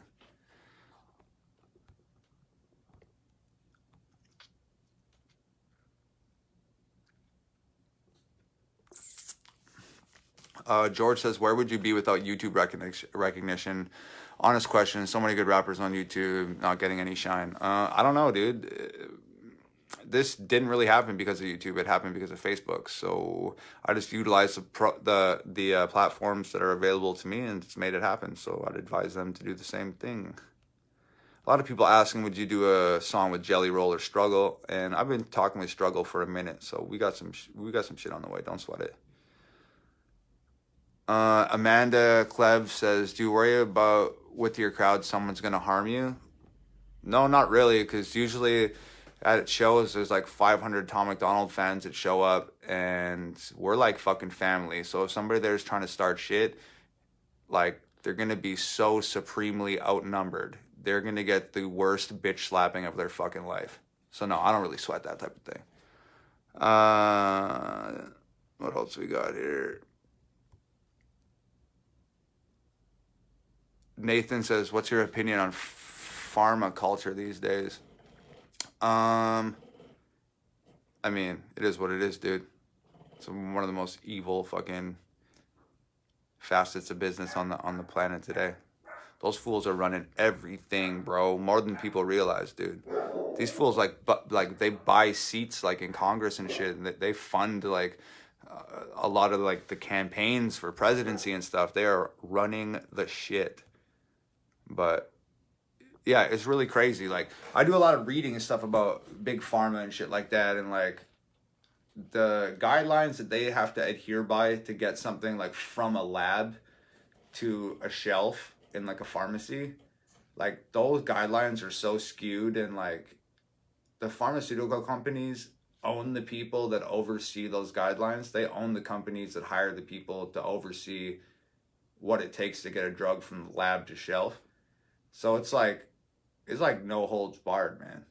It's like when the fucking police like shoot and kill somebody, and then excessive force or police brutality gets claimed, and then the police do like an internal investigation on it. So the police are now investigating the police. Like, how accurate could that investigation be? I mean, come on, dude. If my friend kicks the shit out of you and you're like, hey, that guy kicked the shit out of me, and I'm like, hey, no problem, I'll investigate it. Like, it's not going to be the most accurate investigation in the world. You know what I mean? So, and that's what pharma does, dude. It's funny. They do like a clinical trial on like 1,000 people, and it doesn't work for 999 people, and it works for one person, and then they get that person to say a quote about how well it worked for them, and then that's the quote that they use in the commercials and on the box and all the bullshit, when 99% of other people it didn't do a goddamn thing for. So, I mean, it is what it is, man. I'm scrolling your comments. Somebody said, are you going to sell anything signed off the website soon? Yes. All the albums are signed. Also, like, there's a bunch of, like, memorabilia on the website. Like, all the hospital gowns that people wore in the Sad Rappers video. I think there's, like, 10 hospital gowns. The hospital gowns from the Sad Rappers video are up there. And the straight jacket from the Sad Rappers video is on the website. And the tracksuit that I wore that took me 2 weeks to make, that's on the website. So, like, every time there's a music video, I take the stuff from the music video that's cool and I put it up on the website for sale, and people get it and get to hang on to it. And it's just, like, a great thing because I don't have any space in my house to keep all my music video props, and I want them to go to the houses of people who really give a shit about those things, and we'll give them, like, a good home. It's like giving away a puppy or something, because I really do care about that tracksuit, and I really do give a shit about, like, the things that come out of these music videos. So if you get, like, music video memorabilia, whether that's the tracksuit or a hospital gown or the straight jacket or whatever, those are all signed. The albums are all signed. And there's also, like, 8x10, like, glossy photos that I sign and sell as well. So that's on the website, www.hangovergang.com. Use the code OFFICIALMEMBER for 15% off. And I'd appreciate it if you guys just kept that to yourselves. Didn't go post it anywhere, because I'm not trying to give everybody 15% off. That was really just for people that joined the Hangover Gang group that got shut down. And now that that's gone, it's your guys' to use for whatever you want.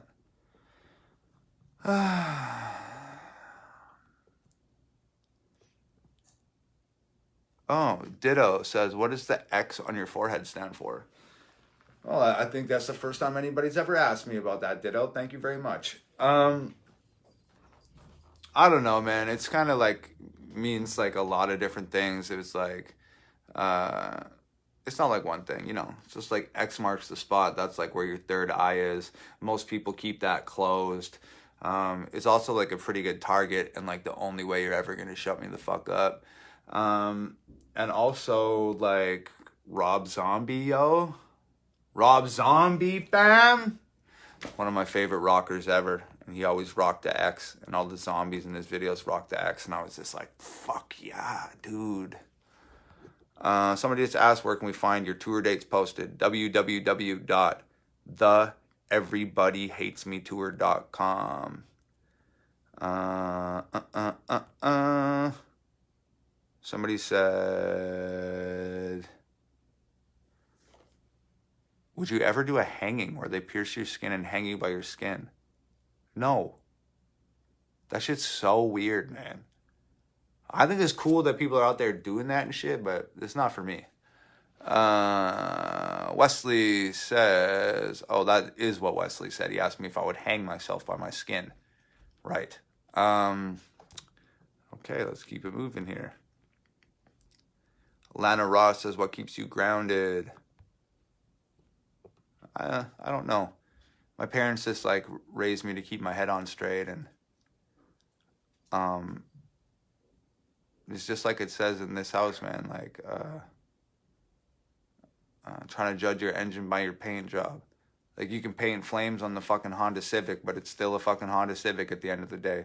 And I'm always going to be Tom McDonald, so you know, I don't think there's any amount of success or money or fame or anything like that that's going to change, like, who the fuck I am. Like, I'm just always going to be, like, I'm always just going to be some fucking guy who writes songs. That's it, man. So,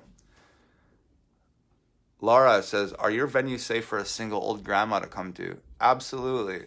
Absolutely they are. We don't have, like, super, you know, rowdy, like, turnouts. Like, our fans are really badass, and they take care of each other, and they take care of me, and I look out for them. It's a really badass thing. So don't even sweat it, man. Come out to the show. You'll be fine. You'll be well taken care of. I promise you.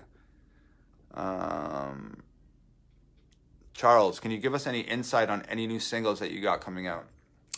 Well, I'm going to go on tour right away. So I'm not going to be dropping a new single, like a new big single, like immediately. But I can tell you this. The next video that I release is going to break the fucking internet. So I can say that. That's about all I can say. What else we got going on here? Darby says, what made you such a humble person? Oh, the same things that made me a person, period. My parents. All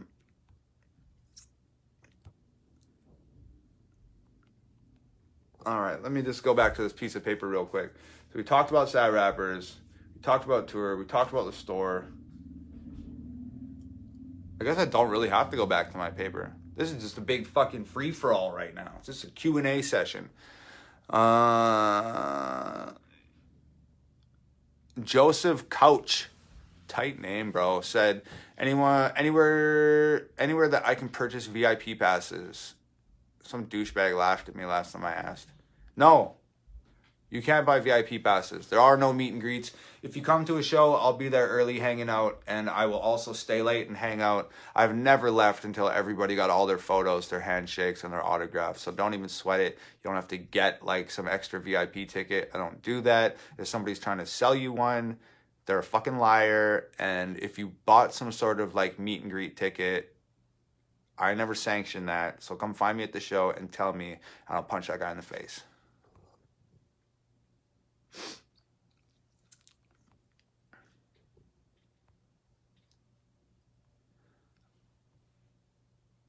Jordan says, if you could collaborate with one person, who would it be? Definitely Robert Plant. Possibly Kurt Cobain. Maybe Jimmy Page.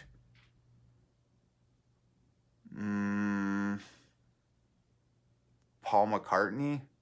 Even though he's the lamest Beatle ever. I wish Lennon was still around.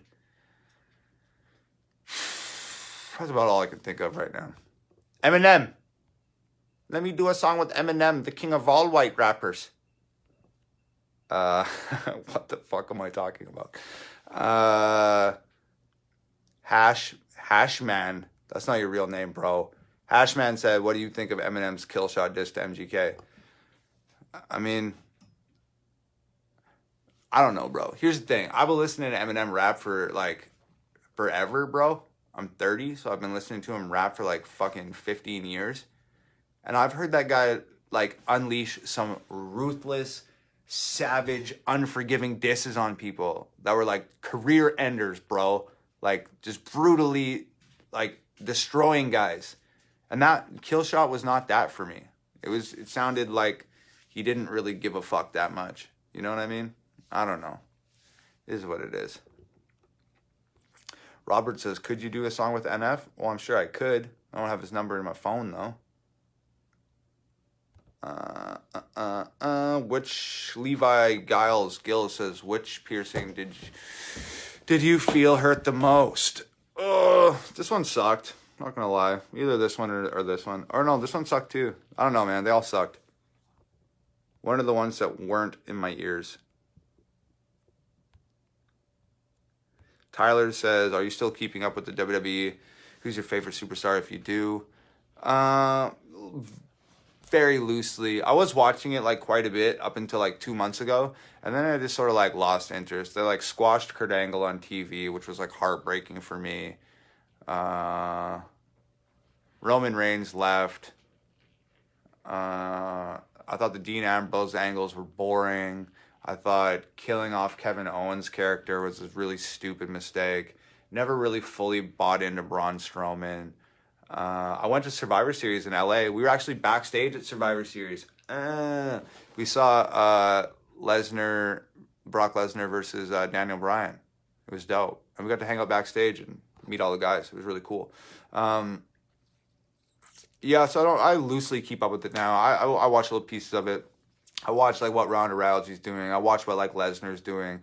I like Daniel Bryan, so I stay up on that. Super duper harsh bummer that WrestleMania is happening while we're on tour this year, so I'm going to miss WrestleMania for the first time in like 4 years, because even when I'm not keeping up with wrestling, I always watch WrestleMania. So I don't know. If we have a show on the day of WrestleMania, that show might be the fucking weirdest thing ever, because I might just like sit on stage and pull my phone out and give live play-by-play updates of what's happening on WrestleMania and just skip doing songs altogether. So, we'll see.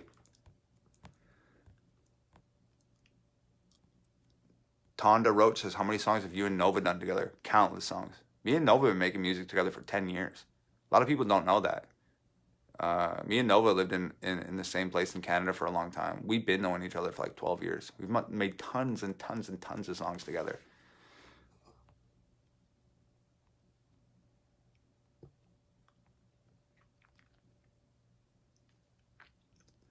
Colton Van Winkle says, ultimate WrestleMania match you would like to see. Well, I was at WrestleMania 19. I saw The Rock versus Stone Cold Steve Austin for the last time. Fucking major, bro. I think the WWE missed out on a massive, massive opportunity when they brought in Hogan. I don't think Hulk Hogan versus The Rock was the match that everybody wanted to see, even though they billed it that way. I think that Stone Cold Steve Austin versus Hulk Hogan would have been the biggest match of all time, hands down. It would have broken so many records. They would have sold so many. The buy rates for the pay-per-views would have been through the fucking roof. Merchandise sales would have just been like unfathomable. And the fact that they chose to not go with Austin versus Hogan at some point is fucking heartbreaking. But I guess if I could see one match that had never happened, it would be that, Austin Hogan.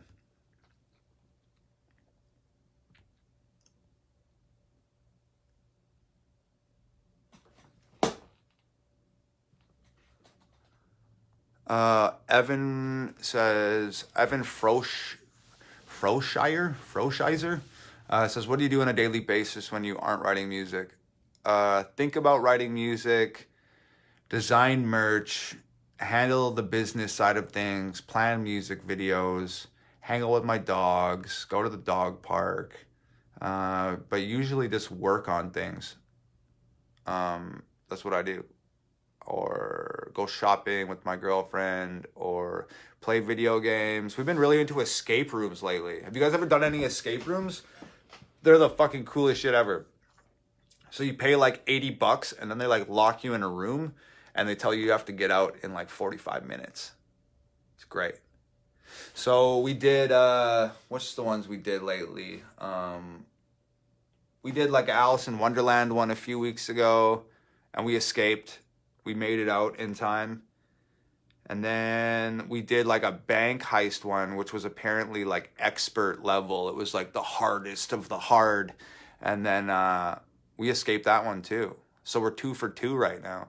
And we really want to go play a third one like here right away. So we've been looking at all the different ones. But I'm kind of freaked out because like I don't want to break the streak. Wherever we go next, we gotta escape. So I'm trying to find a real easy one so we can go 3 for 3. Nah, but that's really what I do in my free time. How do you even pronounce this? Wuori? Wuri? Wari Faye says, would you sign a deal with a record label? No, there's no reason to. This is like fucking Revenge of the Artist these years. Record labels don't have any money to invest into anybody, especially for like artist development. So like what record labels want to do now is when you're somebody like me or you're somebody that's bigger than me and you're independent and you have a fan base and you have means to create income and you're making music videos and doing all this shit, like a record label wants those people because they're like, oh, that's already like 99% complete. We can start generating money off that right away. So snatch those guys up.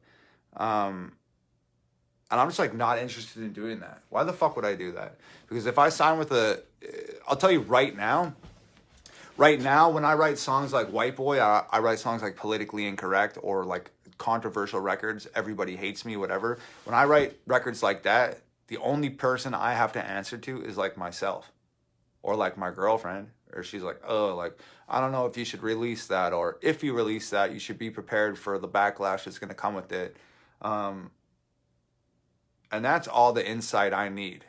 I don't need some fucking guy working for a record label saying like, no, you can't say that. You can't release records about that because it might hurt like our brand. It might reflect poorly on the label. Those aren't the messages that we're trying to like, put forth into the consumers, whatever.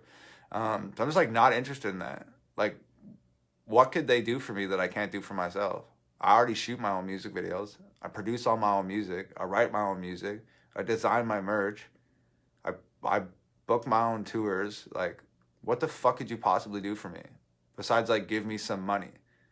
But is what I'm sacrificing for that money even worth it? The artistic integrity of, like, what I'm trying to do? Is that even worth it? Probably fucking not. So I'd have to go with a hard no for that, on that for now. Danielle Stanfield says, do you ever feel like your music is spiritual? I mean, I guess, I don't know. I never really thought about it. I never really thought like the music was overly spiritual. I think I'm, you know, pretty spiritual and in a non-traditional sense. So I put a lot of myself into the music. So maybe sort of, you know, maybe that comes through in the music or whatever. Yeah. So I don't know. That's cool though. That's really up to you, I think. Bailey, would you ever feature in or on TV shows and or movies? Yeah, absolutely. I'd love to do that. That'd be great. I've been in a couple little movies before. I'm not going to tell you guys which ones because they suck. But I've had people that have hit me up being like, yo, dude, I was just watching this movie and like, is this you? And I'd be like, yeah. Yeah, that's me, bro. I played an assassin in a movie once. I fucking shot this guy in the dome. What did I say? It was really funny. Morte. That was like my boss's name or some shit. Morte. So like he told me that I had to go like murk this dude off. And this guy was like sitting in a kitchen or something, eating some pasta or some shit. And then I like burst through the door behind him. And like he turns around and looks at me or some shit. And I like, pull his gun out and I point the gun at him and I say, Morte sends his regards. And I dome this fool. It was really fucking stupid. It was actually like a good movie. I'm not even gonna lie. It was a good movie, and the people that were putting the movie on and shit, it was dope. But like, I just have no desire to act. I'd rather act in my own music videos. I don't want to play like an assassin that's gonna like shoot this guy while he's eating his pasta. Like that shit's just corny to me. But it was fun. Okay.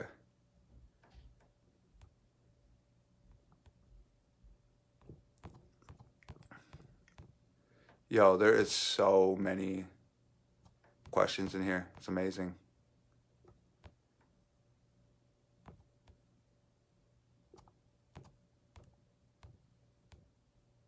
Okay, I just scrolled all the way to the bottom to see what's going on here.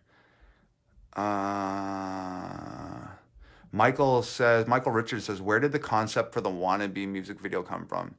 Dude, that was like the first real music video I ever shot. And I had like no concept, dude. I actually had this way crazier concept where like that girl that like, you know the video. So there was the girl there who showed up with that dude that I got in the fight with. And then like, she jumped up on her phone. I snatched the phone from her and I killed that dude. I dragged his body away and shit. I had like a way crazier concept, man. I was going to kill that guy and I was going to kill that girl. And there was all this crazy shit.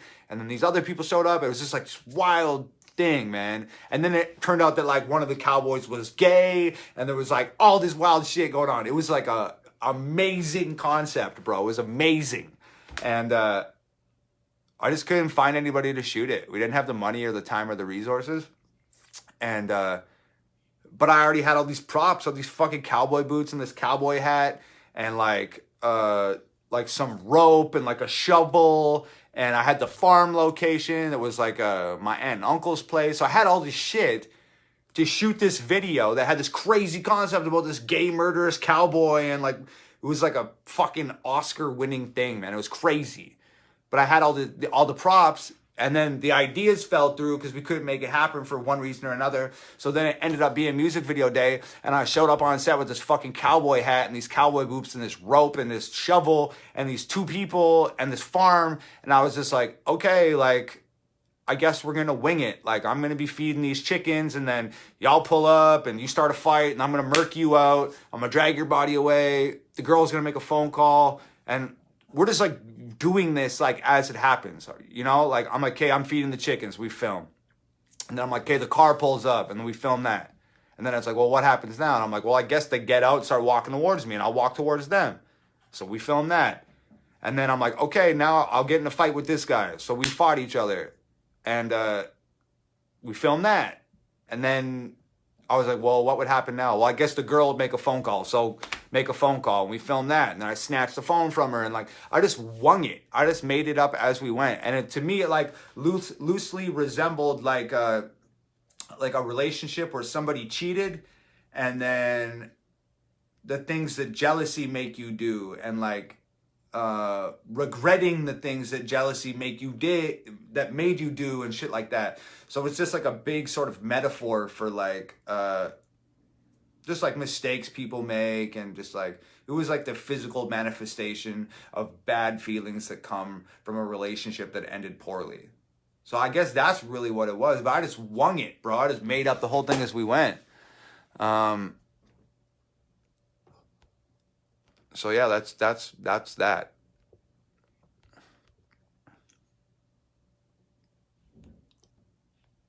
Lacey says, how do you just not tell all the people that are on here saying negative shit to you to go fuck themselves? Because I don't give a fuck. Like, I don't even see that shit.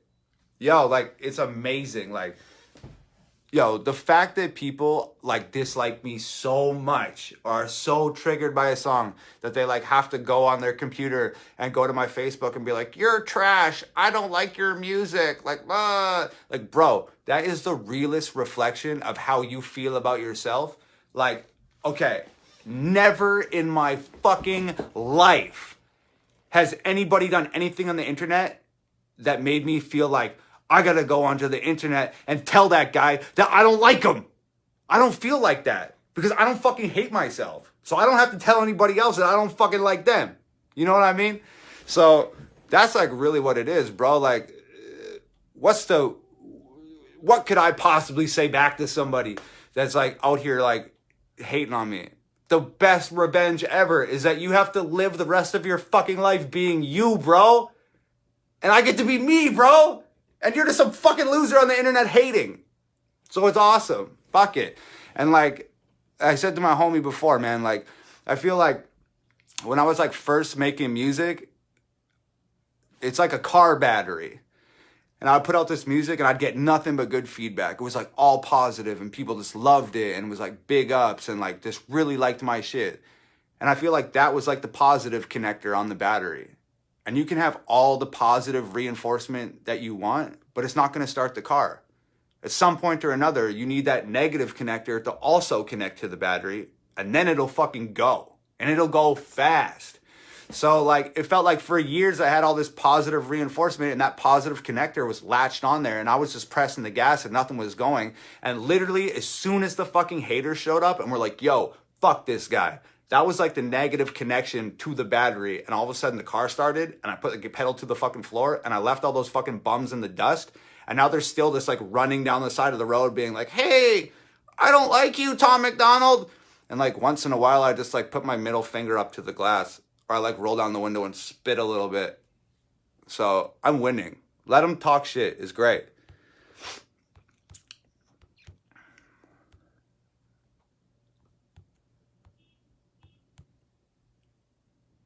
I'm reading more of your guys' stuff. Raven says, when did you write Hang On? And what were you going through? The song is very emotional, but I love it.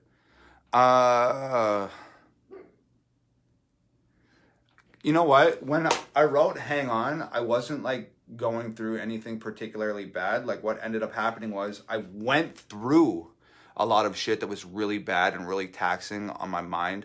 And I was so upset in those moments and so strung out in those moments and so just experiencing inner turmoil that like I couldn't write songs about what I was going through because I was just so fucked up I couldn't write the songs. And also I felt like every day I felt like fuck, this could be my last day. I might die today. So I didn't want to write songs like Hang On that actualized the things that I was thinking into like reality. I didn't want to see those visuals. I didn't want to like bring that to the public You know what I mean? I didn't want to like actualize those things into life. I wanted them to just stay in my head and just wait until I had dealt with them. I didn't want to put them out there. And even if I did want to put them out there, I physically could not do it. I couldn't write music. I didn't write music for 8 months. But those things left such a lasting impression on me, and really left like my soul imprinted. Those feelings I'm never going to fucking forget. Those dark days I'm never going to fucking forget. So it's very easy for me if I'm like, yo, like, I'll think about those days and I'll immediately snap back into those days. Like I'm literally like living them again. And then I write the song after the fact, when I'm able to do it, when I can wrap my head around the whole thing. And instead of just saying like, here, this is, I feel real fucking bad and here's this piece of music, it's better for me to retrospectively be like, take those terrible feelings in those dark days and sort of wrap them or encompass them in like a thin veneer of hope and then give them that way. Instead of just all negative because I'm feeling that way, it's better for me to look back at it and be like, yo, I feel like this, but there's hope. You know what I mean? So that's the way that that Hang On got done.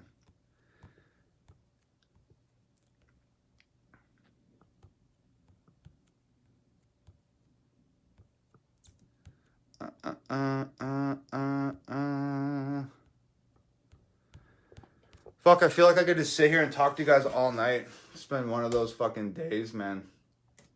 And then I was super prepared to do this yesterday, and then Facebook got hacked or whatever happened, so it didn't end up going down. Lewis says, what do you think the song that you get the most bullshit for is? And yeah, it's White Boy, dude. Hands down.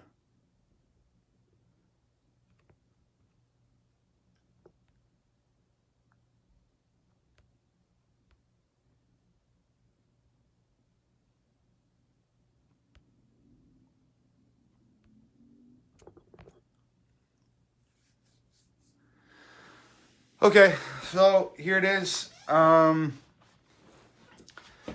Rappers is really fun. Thank you everybody for checking that out. I'm going on tour in 2 weeks. I'll put the link in the comments, www.theeverybodyhatesmetour.com. You can find out where we're going, and you can also grab tickets there. These bad boys, this signed album, this Hangover Gang shirt, this White Boy shirt, White Boy ball caps, and a billion other brand new designs are on the website, www.hangovergang.com. Use the promo code OFFICIALMEMBER to get 15% off your purchase, whatever that may be. Doesn't matter what you get or how much shit you get, it's 15% off regardless. That is available till Monday. You have one last chance to grab this album before I go on tour, because I send them out all myself when I'm on the road. I'm not going to be able to do that. Every single one is signed. Hangovergang.com. I'll be sending them out, and I leave in 2 weeks. So just before that 2 week period, I will hit the post office and send these motherfuckers out to you guys. As always, thank everybody so much for all the support. We've talked a lot about haters this time, but fuck the haters. Stop giving them any attention or time of day. It's a waste of energy. It's a waste of space in your head. It's you guys that we need to be talking about in these live streams. It's you guys that we need to be championing. You are the fucking reason that this is possible. You are the reason that I'm still making music. You are the reason that I even survived what I went through a few years ago. You guys are the Hangover Gang. You helped build everything that you see. Literally everything that you see. People ask all the time, when's Death Threats going on Spotify? When's it going on Apple Music? The answer is it's not. Every single copy is a physical copy. Every single copy is signed because I want you guys to be able to hold it in your hands, look at the songs. The second song on here is Dear Rappers. That song went viral and the rest is fucking history. And you guys did that, not me. You're as responsible for this album as I am. This is yours just as much as it is mine. So I want you guys to be able to hold this in your hands, That's why it's physical. That's why it's not on Spotify. That's why it's not on iTunes. I want you to be able to hold it in your hand so you can show your friends and be like, yo, I helped fucking build this. Each one of these is like a brick in the house that we all built together. So thank you guys so much. It's you guys that we need to be talking about. It's you guys that we need to be recognizing, not the people talking in cap locks on the internet, going to war with the keyboards. Fuck those people. Till next time, I hope everybody stays happy and healthy and you're enjoying your lives and you're getting that money at work and you're being safe and you're enjoying your family and you're just having an all-around badass time. I hope I get to see you guys. This is great talking on the internet, but I hope I get to see you guys on the road. I'd love to shake your hands, take pictures with you, give you hugs, whatever it is. You already know. I love you guys from the bottom of my heart. You guys want to know a secret? You know these fucking teeth that I've been wearing this whole thing? Ah, fuck. Ah. They're not real, fam. Stop getting mad at me for wearing fucking jewelry in music videos. It's a joke. It's satirical, fam. I love you guys from the bottom of my heart. It's Hangover Gang forever. I love y'all. I'll talk to you soon. Peace.